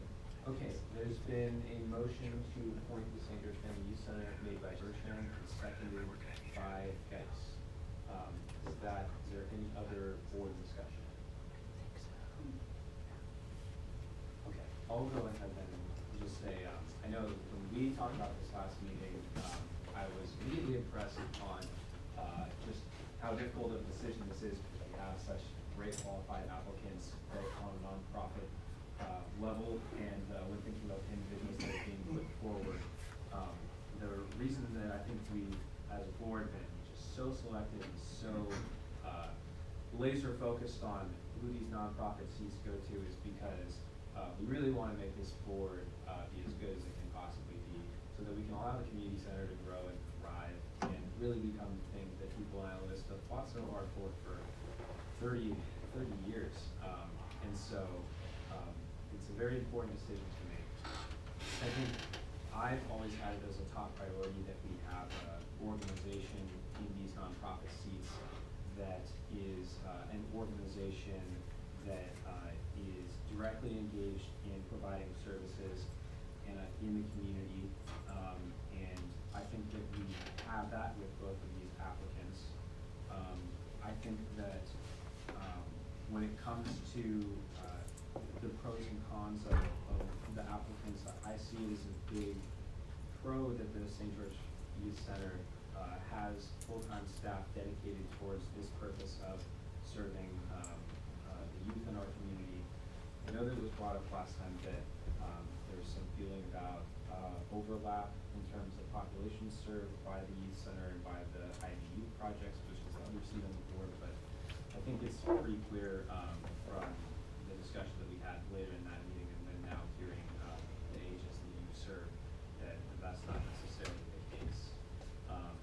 And on top of that, I think that it's really important that, as we create the community center, I mean, we know that this is a predominantly, college student community, and those students are always going to be represented, I think, very well, in the community center process and planning for what sort of programming, what sort of needs, the vision. There's probably, I think it's 12 or 13,000 of them here. I think it's really important, to me that we make sure that, all students in Isla Vista are being represented. And so I'm supportive of this motion, supportive of the St. George Family Youth Center. Any other board comments? Father John? Well, in a sense, it's difficult to see the advisory function being a competitive process between two equally qualified applicants. You know, that's awkward just in and of itself. You know, on the one hand, you know, I forgive me that I almost cringe at the process, because you really want to honor the community work that both have done. And I think in a sense, we all will be part of the advisory board, and so in that sense, the competition should kind of be set aside. I would go with the consensus myself at this point. I have seen the St. George folks from 2016, or was probably 12. You know, we've just seen so many wonderful things that have come out of that particular book, and much the same University Methodist folks. I mean, they've been a great partner in so many ways. But yet, I would tend to give a nod to the consensus. Thank you for that, Father John. Is there any other board comment, discussion? All right. Is there any public comment? Yes, sir? Is this regarding the St. Mark's or St. Michael's property? Neither. Is it regarding the public services for the homeless? This is regarding, appointing a nonprofit to serve on a board that will advise how the community center develops. Is it a no-bid contract, or do we have multiple 501c3Ks bidding for that services? It's not exactly a contract, it's more of a seat on an advisory board, a committee, if you will. Is there a fiduciary responsibility granted to that person or those persons or company or LLCs? No.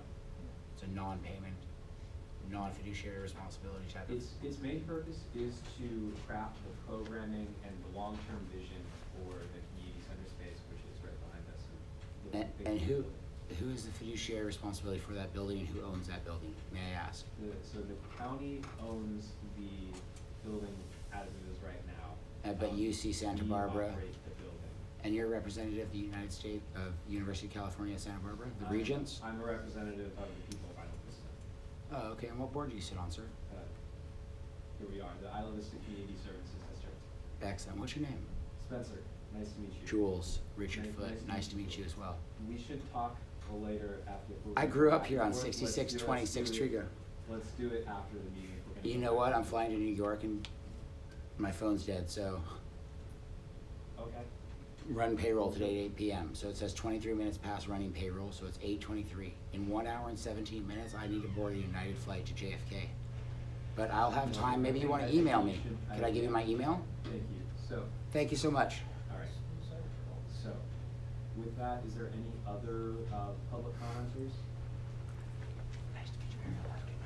Okay, so we're back to the board. I think we're ready to close discussion. We're ready to vote. I'm I'm gonna go ahead and call the question.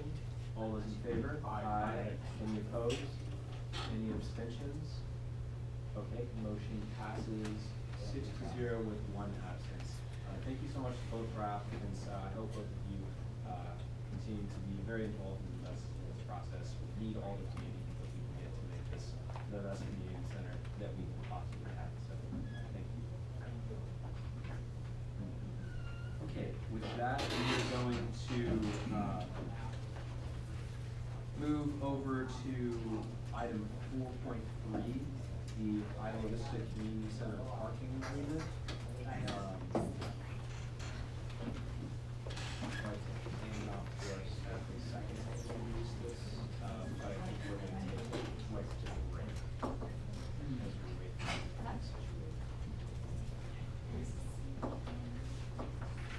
Okay, go ahead, Jonathan. Great, so this is exciting. We're not approving this today, but Ross got us the draft early enough for us to review and give input before giving a final copy to the IVRPD for both of us to consider at the joint meeting on September 10th.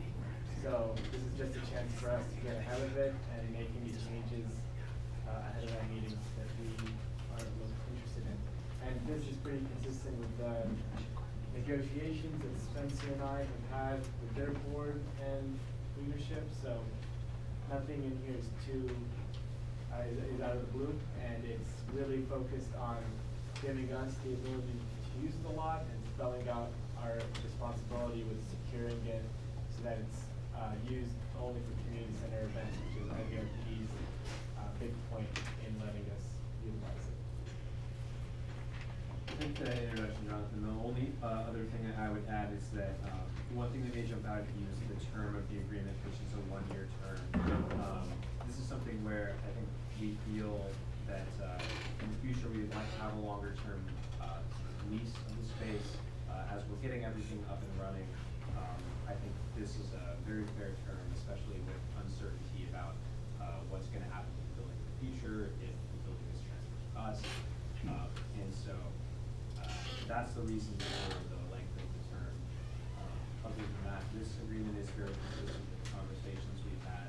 I think there's a strong desire for us to find a parking system that works makes it easy for people who are using the community center, and also makes certain that the space is well kept and is being used for the proper purposes. On the bid for doing the work, it looks like the county is paying more because they're getting 2 coats. Is our side in worse shape? We're going to that in the next item. Yeah. Oh, sorry. This is the other side of the lot that IVRPD owns and would let us use, which is the much bigger part. The county part's 2 spaces. I would move that we direct staff to bring this back for final approval at the next board meeting. Yeah, we don't need a motion for this. I'm just trying to move this. No, yeah, just getting your input on the big one. The last thing that I just want to offer Deanna any opportunity to comment on this. I think this is consistent with the conversation we've had, but any input on the agreement? No, I think it's a wonderful opportunity for collaboration going between IVRPD and IVCSD. The smallest note is an agreement item for security.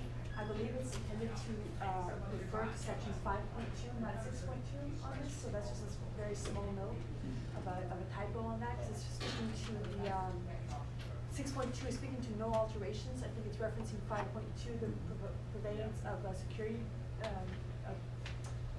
gate.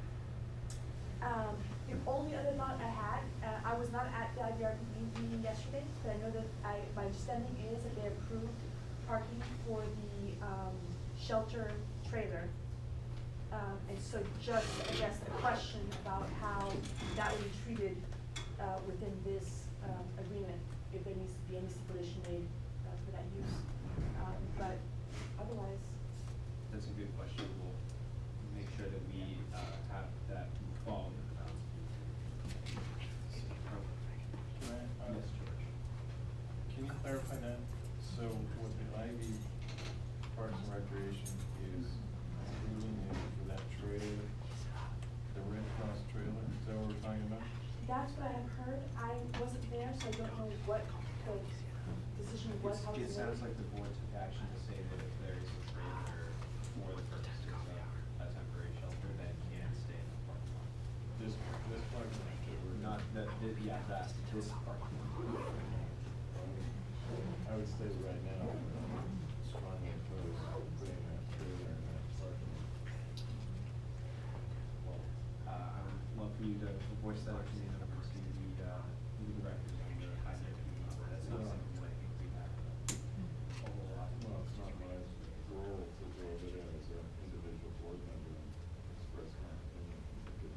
I just want to say that I think that's a real, I think we're shooting ourselves in the foot by taking space away, which is going to be huge demand when that trailer could go many, many other places. Yeah.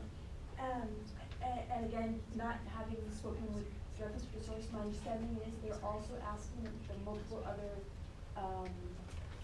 physical spaces consider also making that trailer something that could be shifted between locations. So that might include St. George Youth Center, and maybe some other. Some churches having Other churches, yeah. And that would be great. And just on that same subject, I was hoping that we hear a little bit more on using that as a temporary shelter in relationship to all the other programs that we're gonna offer and say, does it fit in there? Cause they could potentially displace other programs if there is an emergency, but maybe that's appropriate if it fits in the big picture.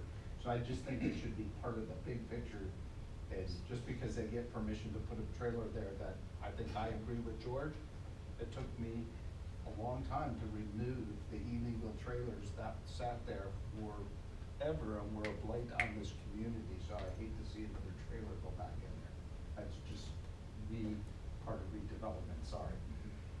Well, and for clarification, although I don't know how much we talked about since that item's not on our agenda, but Yes. I will just say that, that's something that's being very heavily considered in all of this, and, that we haven't made a decision on facility usage for deploying the emergency center.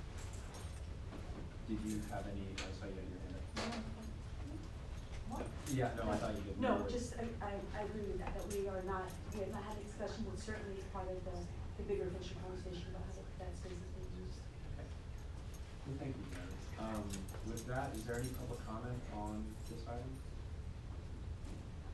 Okay, and then I think we will move on to the next item. It's appropriate that I think we move to the, parking lot resurfacing proposal, item 4.4. Jonathan, can you talk a Yes, little bit about this? so as part of the agreement that you just saw in our talk with IVRPD, they fully agreed to pay for the resurfacing of the part of the lot that they own and they would, lease to us to use for parking. But when they were doing their assessment of the lot with their contractor, it was, they determined that the county-owned side of the lot would need some resurfacing as well. And so when their board considered it a week or two ago, they, were doing it under the impression that we would be asked to fund that half, the 2,000 for the county side. I spoke with General Services about it and, showed them the quote, gave them all the information that I had, which is anything you have now, just this quote. And they believed that their lot was fine. They were okay with it as is. But IVRP made the request of us to fund half and half, with half of the money and the work being on our end or the county's end, the other half on their end. So it's a call for our board to make. If we did wanna do it, we then need to go to the county and kind of make the case that, hey, we're willing to pay for it and, could you approve it? And if we didn't wanna do it, the county's position is that their end of the lot is ADA accessible already and, there's no concerns like that. It's, I think, maybe more aesthetic, but that's, I'm not an expert in asphalt and how all that works, so maybe it could need more repairs in the future, but it's really our call to make at this point, how we wanna move forward. So I put this on the agenda just because we had been given this quote, under the assumption that we paid for part of it. And also I asked Jonathan to reach out to General Services because it is a county-owned property, and, I think they should be responsible for maintaining their property use. Having said that, it seems like, we've gotten the line that they've exhausted their, grant money to be invested in this property. And, from looking at that side of the parking lot, it may be up to ADA standards, but it is not in anywhere near good of a shape. I think that it took a huge beating during the construction process. And I think that, it could set a good precedent for us investing in a community center building, improving it, making it as nice as we possibly can for, when we make our case, to assume ownership of the building. If we were to invest this small amount into, making sure that the parking lot got completely redone and wasn't just half redone. So I wanted to bring it to the board and see what everyone's thoughts were. So, just the map, the spaces we're talking about that are the counties that are on that side of the building and that first little small lot, then there's a grassy knoll between that and Ivy's lot? Our lot, or the lot that's connected to the community center is the gray, and then the black portion is the IVRPD. That's the most easy And visual. they're connected, but they're. They are completely connected. There's like a line where the color's different. In the gray part of the lot, they think it needs to be resurfaced because it's gray, and is it cracked? There are I was just looking at it today. I mean, it's definitely not, it's not perfect. There's a lot of cracks in it. So if you understand road construction or parking or watch what happens, if there's cracks, and then it rains, the water goes between the cracks, and the cracks get worse, and deterioration gets worse. So, Public Works does something called an overlay. And so the question is maybe, the question is, does the parking lot need this overlay? And there's aesthetic purposes, but they're all, actually, it is preventive maintenance. So, I mean, I can go walk around the lot and give you my road knowledge, which is about zero. I see what they do in my neighborhood all the time. And so, there is a judgment call. I don't know why the general services just not come out and look, or they just kind of blow you off.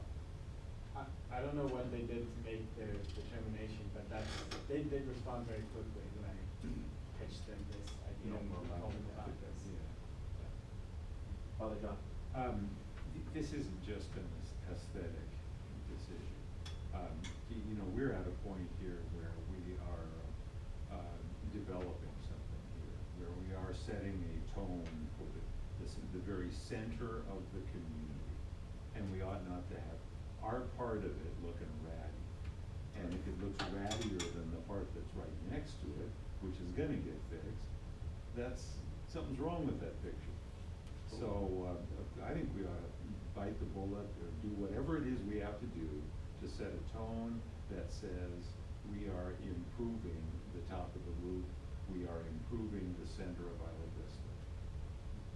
I'll go along with that. Ethan? Thank you. Just a question. So I'm very appreciative of the Park District's cooperation with this parking lot, and I'm very happy with what you're working on with developing an agreement. My question is, has Mr. Chavez approached the IVRPD board about just paying for this whole project, like keeping in mind everything the CSD is doing for the community center? So Nicholas Chavez is their AGM, and so their assessment basically said that they had the contractor come out to see their side of the lot. They said it'll cost $2,000. It'll also cost more to do our side because it needs the 2 coats. And I think the IVRPD is under the impression that they would pay for their end, and left it up to us to pay for the other end. We could also go back and talk to them about that. That's why we brought it here, so that we could see what the board wanted to do. But from what you know, their board hasn't discussed. They've approved funding just for their. Just for their. I would just guess that their board would say, we're not gonna go do an improvement on county property, that would be inappropriate, expenditure of their funds. I think we have a different relationship with the county because we own the lease, so us improving that would be a little bit different. Fair enough, thank you. So with that, I heard some support. Is there any motion that anyone wants to make? Well, I'll make a motion that we improve the lot in spite of, because of Father John's comments, that, hey, let's make our side of the asset look nice, and let's not get quibble over $2,000 to put some black stripes to paint the lot nice. Yeah, and I'll second that. Okay, thank you. A motion by Geis and a second by Father John. And I'd ask if we can make that funding approval conditional on the county saying yes to us doing this, which I'm pretty confident that they will, but good caveat to have. Is there any public comment on this item? Yeah, how subject is that area to flooding? Because I know that some areas in this parking lot get pretty bad during the storms and a few days after the storms. I don't know much about that lot. Good question. I don't really know much about it either, but I imagine it has a drainage system in the lot. I know there is a drainage system in our lot too, although it doesn't always work very well. So, I'm not sure. Yeah, if there are problems that we find later, it might be worth considering going for a more permeable asphalt option, which is more of an initial cost with some regular maintenance, but over the long term, I think from what I looked up, the regular maintenance doesn't cost as much as the rejuvenatory maintenance that you have to do with cracked pavement, et cetera, et cetera. Well, thank you for that. It's an interesting thing, and I definitely have seen, there are other local agencies that are doing this as more of a thing now, permeable pavement. I think it's worth looking into, but, we've got our, approval in front of us right now, and I think time is of the essence, as we get the community center up and running. So it's definitely something we should evaluate in the future facilities. Definitely not, perhaps not at the present when we've got the lot divided in two. Yes, absolutely, that's a great point. Okay, any other public comments? Okay, with that, I'll bring it back to the board, the motion that's made, any other board discussion? All right, all those in favor? Aye. Any opposed? No. Any abstentions? Motion passes with 4 ayes, 1 absence, 1 abstention, and 1 no. Did that add up correctly? Okay, cool. 4, 1, I feel like I can't do math up here. Okay. Thank you. With that, we are going to go to item 4.5, the Isla Vista Foot Patrol Restorative Justice Program. We got a great presentation last week from Lieutenant Camarena and Deputy Schroeder about some of the benefits of the program. And I'd ask if we can bring this item back for us to formally endorse the program. I don't know if there's anything else that needs to be said other than really commend you guys and your leadership team for taking a restorative justice approach, especially to tickets that folks are getting for these drunken public and minor possession citations. Education is always going to go so much further than slap on the wrist fine, and helps us build community in such a different and more progressive kind of way. So, thank you guys for bringing it forward. I'll move that we endorse the Isla Vista Foot Patrol Restorative Justice Program. I'll second that. Motion made by Thurlow to endorse, seconded by Hedges. Any public comment? Any board discussion? All those in favor? Aye. Any opposed? Motion passes 6-0 with 1 absent. All right. Thank you, guys. Thank you. Thank you. Now we will move to item 4.7, that is the beautiful 2019-2020 contract. Jonathan? Okay, so this is the contract with the conversation last time incorporated. It's the same contract that we approved last year this time, just for a year instead, and with the scope of work slightly modified to meet the reality of the program now that it actually operates and some of the new goals that United Way will be working on, like the marketing and getting the program out there into the community. So one thing that is still a question that Emily called me to ask about today, and she was sorry she couldn't make it, is the wage for the workers. they still have it in here $16.50 in the budget.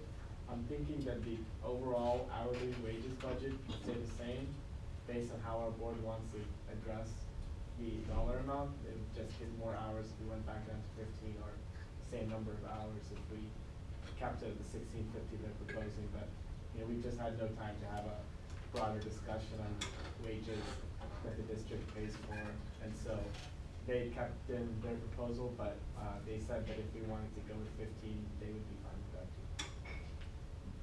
Okay, well, thank you for that, Jonathan. I like this new agreement. It incorporates some of the reporting metrics that we desire to have in all of our contracts, so I'm glad to see that in there. Overall, I think that this is really good. We talked about this at the last meeting. I think I had a great discussion about the future of the program. So I just want to open it up for other board members if you want to comments. George. So, where are we at on that $16.50 as a district? I think our policy committee should maybe look at it, or the board level should have a discussion specific on that. So maybe that's something at one of our September meetings we can schedule if that's an interest in the board. I know I would like to certainly see the policy committee get into it, just because I think that's a good forum for them to be able to do a deep dive into pros and cons of setting wages and setting precedents. I know this is something you brought up, and it'd be good, I think, for them to be able to really think about it in a critical way outside of the board setting, where we move on the fly and a little quicker sometimes. Yes. Yeah, the discussion is about, because there was concern over the wage that they had in here at $16.50 during the last time that we had a discussion. And I think that it would be good for what Jonathan is suggesting, which is that we're approving this contract with the total program funding, and that the policy committee can make a recommendation to our board about what they think that wage and other wages, if they want to look at that, should be, but that the top line numbers, the 41,184, et cetera, are good as they are. And if it turns out that the policy committee thinks that it's a better idea to set a lower wage, then that money will just get put into more hours worked by the employees that we have. Does that answer your question? Ethan? Thank you. So Jonathan, thank you for preparing all of this.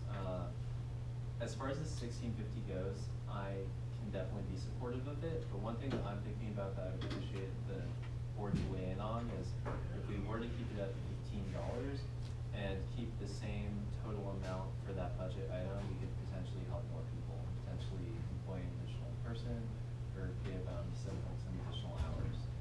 If we were to keep it at $15 an hour, we would add an additional 245 hours than are currently proposed here. And that could go a long way to giving some other folks some work experience and work training and still a decent wage. So I could really go either way, but just wanted to put it out on the table. Well, thank you for that. You sound very Republican. We can employ more people. Well, and see, this is kind of what I mean, where I don't know if this is the right forum for us to make a decision on what the wage is, because there are pros and cons to both ways of doing things. But if we're gonna have a determination of what a wage should be, then it should be done and have actual, like, data and research and, methodology to back it up. And that's what policy committee is suited for. That's not necessarily what we're suited for. We're here to evaluate the work they do if they bring us something. So you ready for a motion? Yes. So here's the thing is, if we set it at 15, we can always go back next week and with the 16.50. Whereas if it's at 16.50, we come out with a policy that says 15, we're kind of stuck. Plus, we have the equity issue, which is our other employees making 15 and we making 16. So I would make a motion that we approve this agreement with the idea that the salary be set at 15 with a report back from the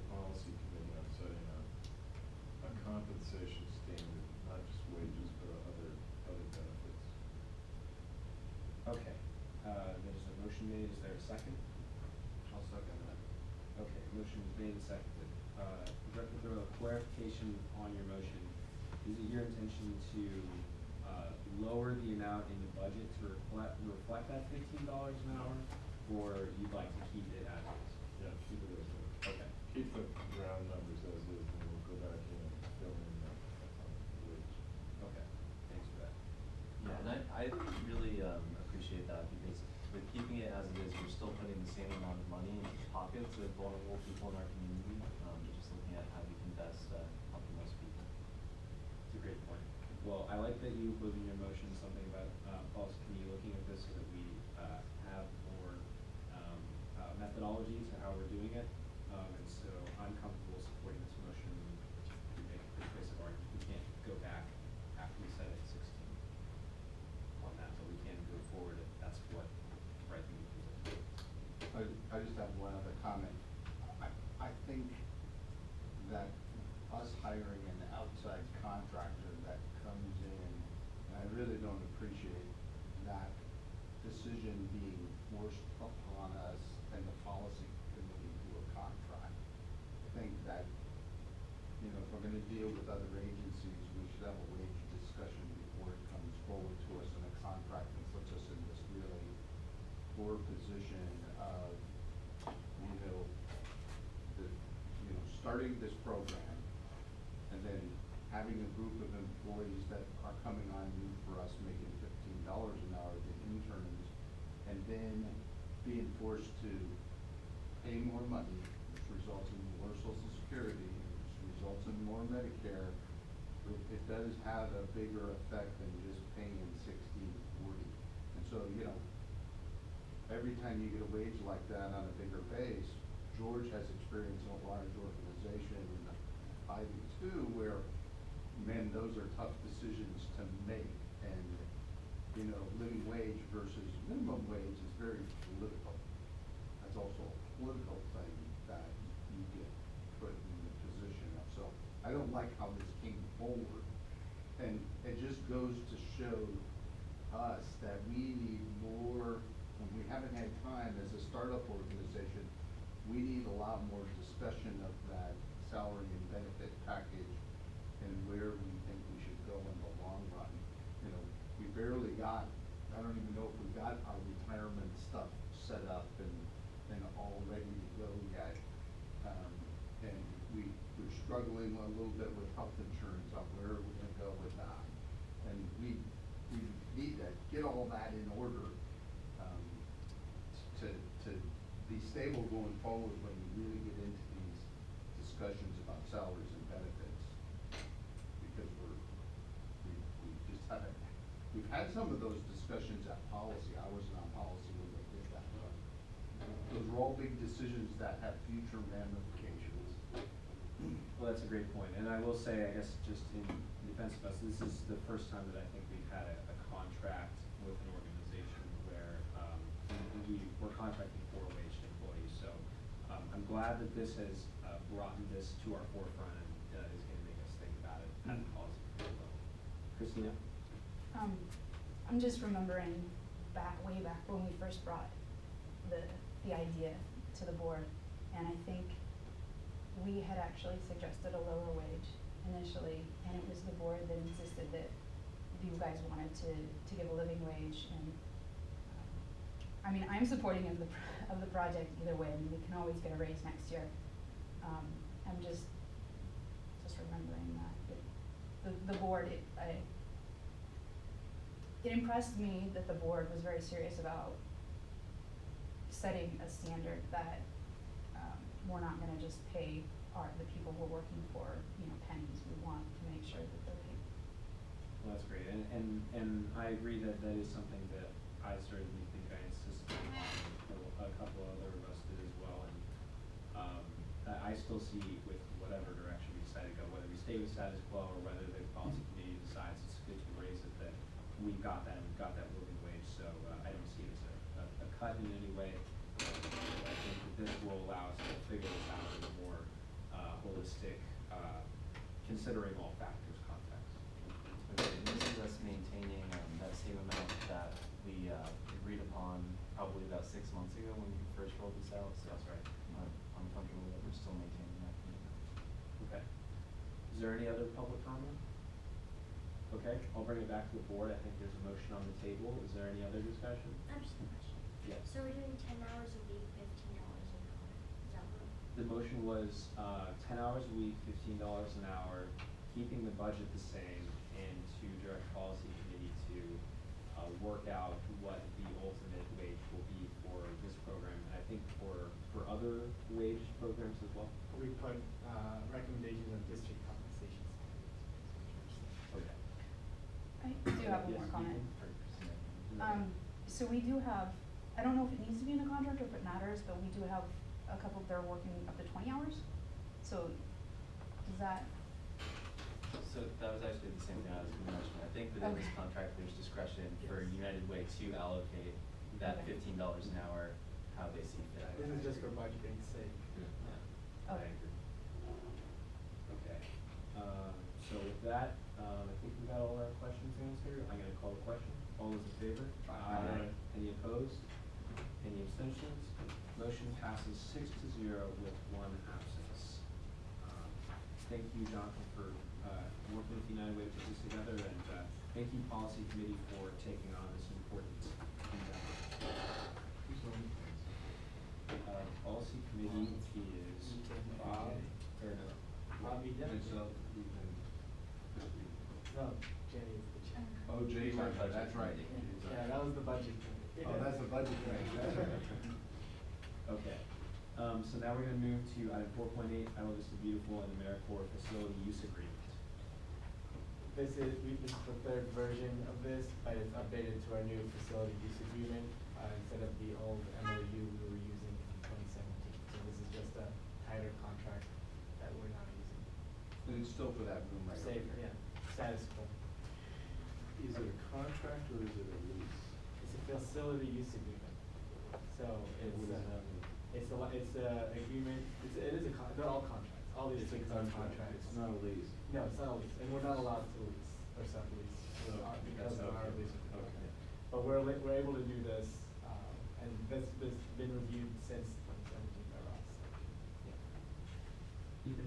Thank you. And yeah, since we've been in this agreement with United Way, they've done a tremendous job utilizing the space. There's lots of clients who come in, and I think it's a great way for us to serve the community in partnership with an existing organization and really provide a tangible benefit. So I'm very supportive of this. I completely agree, and I love the fact that it's on the ground level. It's a sort of not quite a storefront location, but it has frontage. People can see it. They know where you are and the services that you provide. I've been extremely satisfied with it, and I think it's been awesome. It's sort of almost this co-working arrangement since we're so close with Jonathan and Deborah and AmeriCorps. So It's been awesome. I'm a big supporter of it. Is there any public comment on this? Any board discussion or motions to entertain? Ethan? Motion to approve the facility use agreement with United Way of Northern Santa Barbara County to operate the Isla Vista Beautiful and the AmeriCorps Home for Good program and the 101 Beautiful District Office. Read directly from the description. Okay, made by Bertrand and seconded by Dwayne. Any other public comment? Further discussion? All those in favor? Aye. Any opposed? Motion passes 6-0 with 1 absent. With that, I believe that we have concluded all of our discussion action items, and we're gonna go to reports. Bob? Can I just revisit on the item that we did for the parking lot? Could we maybe come back, or maybe Jonathan has the authority to do this, that we take that funding out of that 75,000 small project budget that we stuck in there? The special projects money? Yeah, that little I think we spent 75,000 to do small projects. So if we could, this is gonna be one of our small projects where we could do something. And I think that is discretionary money, so Oh, maybe that would be yours to change his vote, but, yeah. No, but. Yeah. Thank you for that, Bob. So now with reports, I'm gonna start off, any reports from members of the board? Bob? I just have one. I think the furniture that you set up in the office makes that look way more professional and very well done. whoever donated that, I think it was Greg Hart's office, we should send them a little thank you or a picture of how nice it looks over here. Yeah, we'll And if clean he's up a got- little more. If they have any extra, we'll take some more. Yeah, no, I think those are good. Other than that, I don't have any reports at the moment. George? Yeah, since you opened the door, I'm gonna squeeze right on in. Since I got the clinic chair. Long weeks every time. I've been looking back the whole time. Yeah, can we take a look? I don't wanna be extravagant, I wanna be incredibly frugal. But these chairs are really dirty, and I would just start with the fact that I don't think it's a healthy situation for us all to be sitting in these chairs that have never been cleaned. I would like to see us get new chairs, but the most frugal, but comfortable ones that you can find. Yeah. And let's have, Jonathan can take a look at it. Paulina was working on that before she left for the summer, and she's coming back on Tuesday, so. Great. And I've been sitting in these chairs for at least 30 years. These chairs were in the county exec office, and they are 10 times less comfortable. You see me stand up all the time. Your initials are carved. Yeah. There could be blood too. But my legs go to sleep in these things with the wood down here, so. Yeah, no, I'm with you. I prefer those chairs to be able to. And I kind of take a different thing. We should get good ergonomic chairs. And You can do that you do not want to be cheap because they won't last very long if they're cheap. And so they will get heavy usage, so we should buy a decent chair. Well, and that's kind of what I'm thinking, because it's not like we're the only ones to use these chairs. People use these chairs all the time. They're gonna get a lot of wear and tear. I'm sure everyone in the community would appreciate having them, so, I'm sure that, Jonathan will take it into consideration. Send Paulina to see me. I've got frugal ergonomic ones. All right, there you go. Okay. With that, any reports from committees? I think we have any right now. Report from district council? No report. Ross has just had 6 trials come up just last week in his other account, so. I'm getting sued. No, his clients are, not him. Well, let's keep our bill down, then don't get any of the I'm not costs. getting it. Okay, with that, we have a report from general manager. I saw you attached it, and I just want directors to know that. Is there anything you want to pull out from it? Yeah, just the last 2 weeks have been spent a lot with the building management and just getting things situated here. Deborah and I have met with the maintenance staff almost every day last week. I think they were here looking at the building, and so we're growing into that role of being the primary people taking care of this building. We're gonna implement the secret fix app for the building too, so that people have an easier way to let us know of issues, because right now it's, people pass us by and mention the bathroom goes broken, so we're gonna have a more formal way.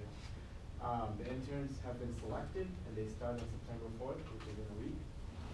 Their names are Daniel Stone, Bruce Aro, and Ariana Flores, and they all come with pretty solid experience in nonprofit to government, and so they'll be here at the next meeting in Houston 10. The audit is almost done. We had a really great day with them last week. We had totally clean on all our transactions. We had the 4 last time, we had 0 this time, so big progress. And this is interesting that Bob and I talked with them about helping us get to the utility companies to figure out more how their billing systems work and how much they may or may not owe us and how they disperse money to us. So we just sent out the confirmations today for that, just to get that more information. And they're gonna finish up their work on Tuesday.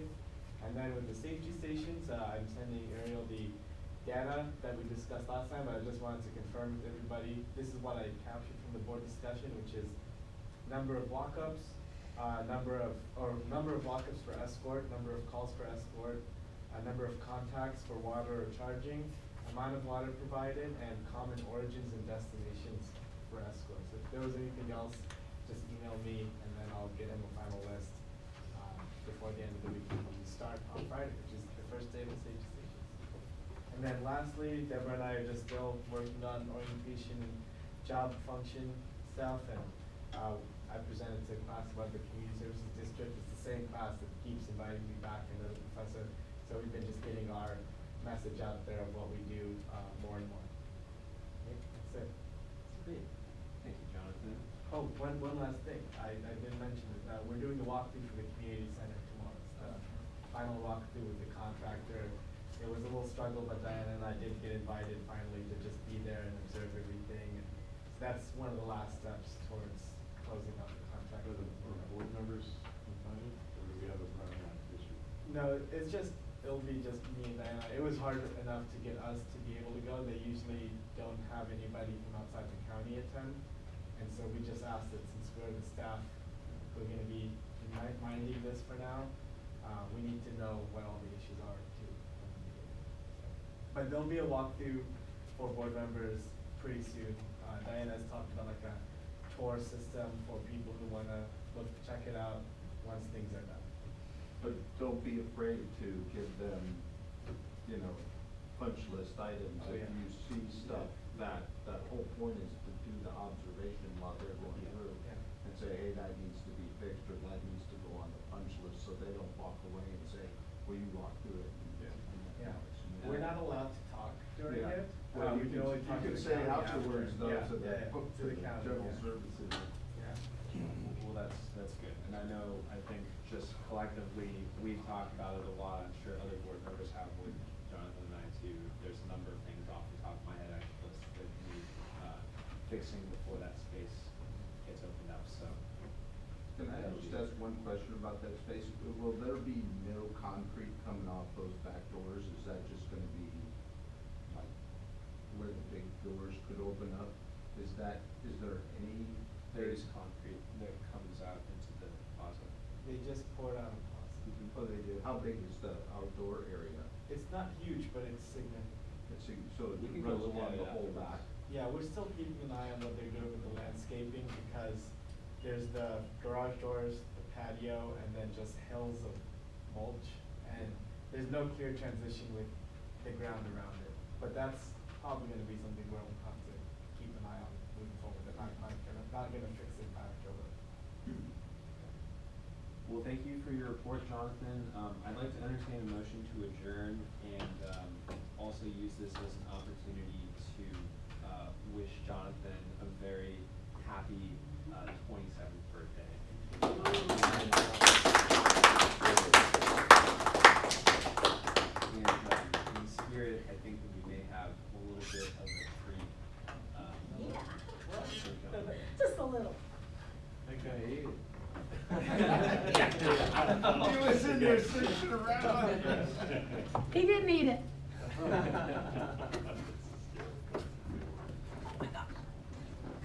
We got you a cake. She'll be eating cake for a week. Wow. Oh my God. He can take it home and party with his friends, right? Yeah. That is so great. I'm gonna put it back here. Yeah. This was Deborah's idea, and incredibly thoughtful so, I'd like to entertain a motion to adjourn and also invite all those who are with us. I have a knife. I have everything. Motion to adjourn and celebrate Jonathan's 27th birthday. All right, Second. made by Lynn, second by Phil. Any public comment? Yes. Could we add the singing of happy birthday to that motion? I believe that we can, if that's friendly with the maker. I think the maker of the motion has to lead it. I second it. All right, let's pass it. All those in favor? Aye. Any opposed? Motion passes 6-0, 1 absence. All right, take us away, Casey.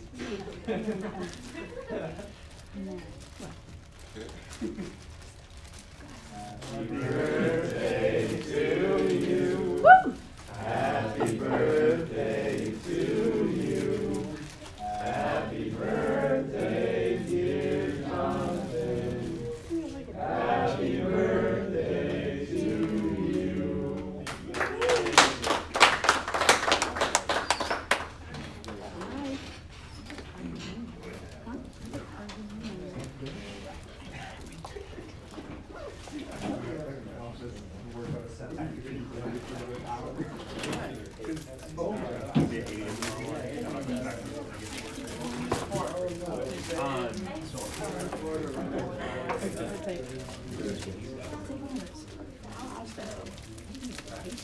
This is the emergency one.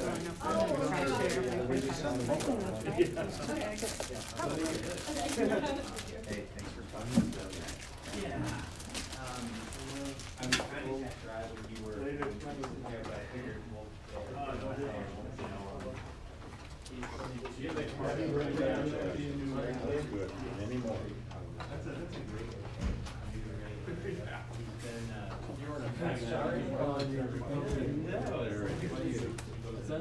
How are you? Well, hello Christina. How are you doing? How are you? Oh, moving. Not too dramatic. Good idea. How's your knee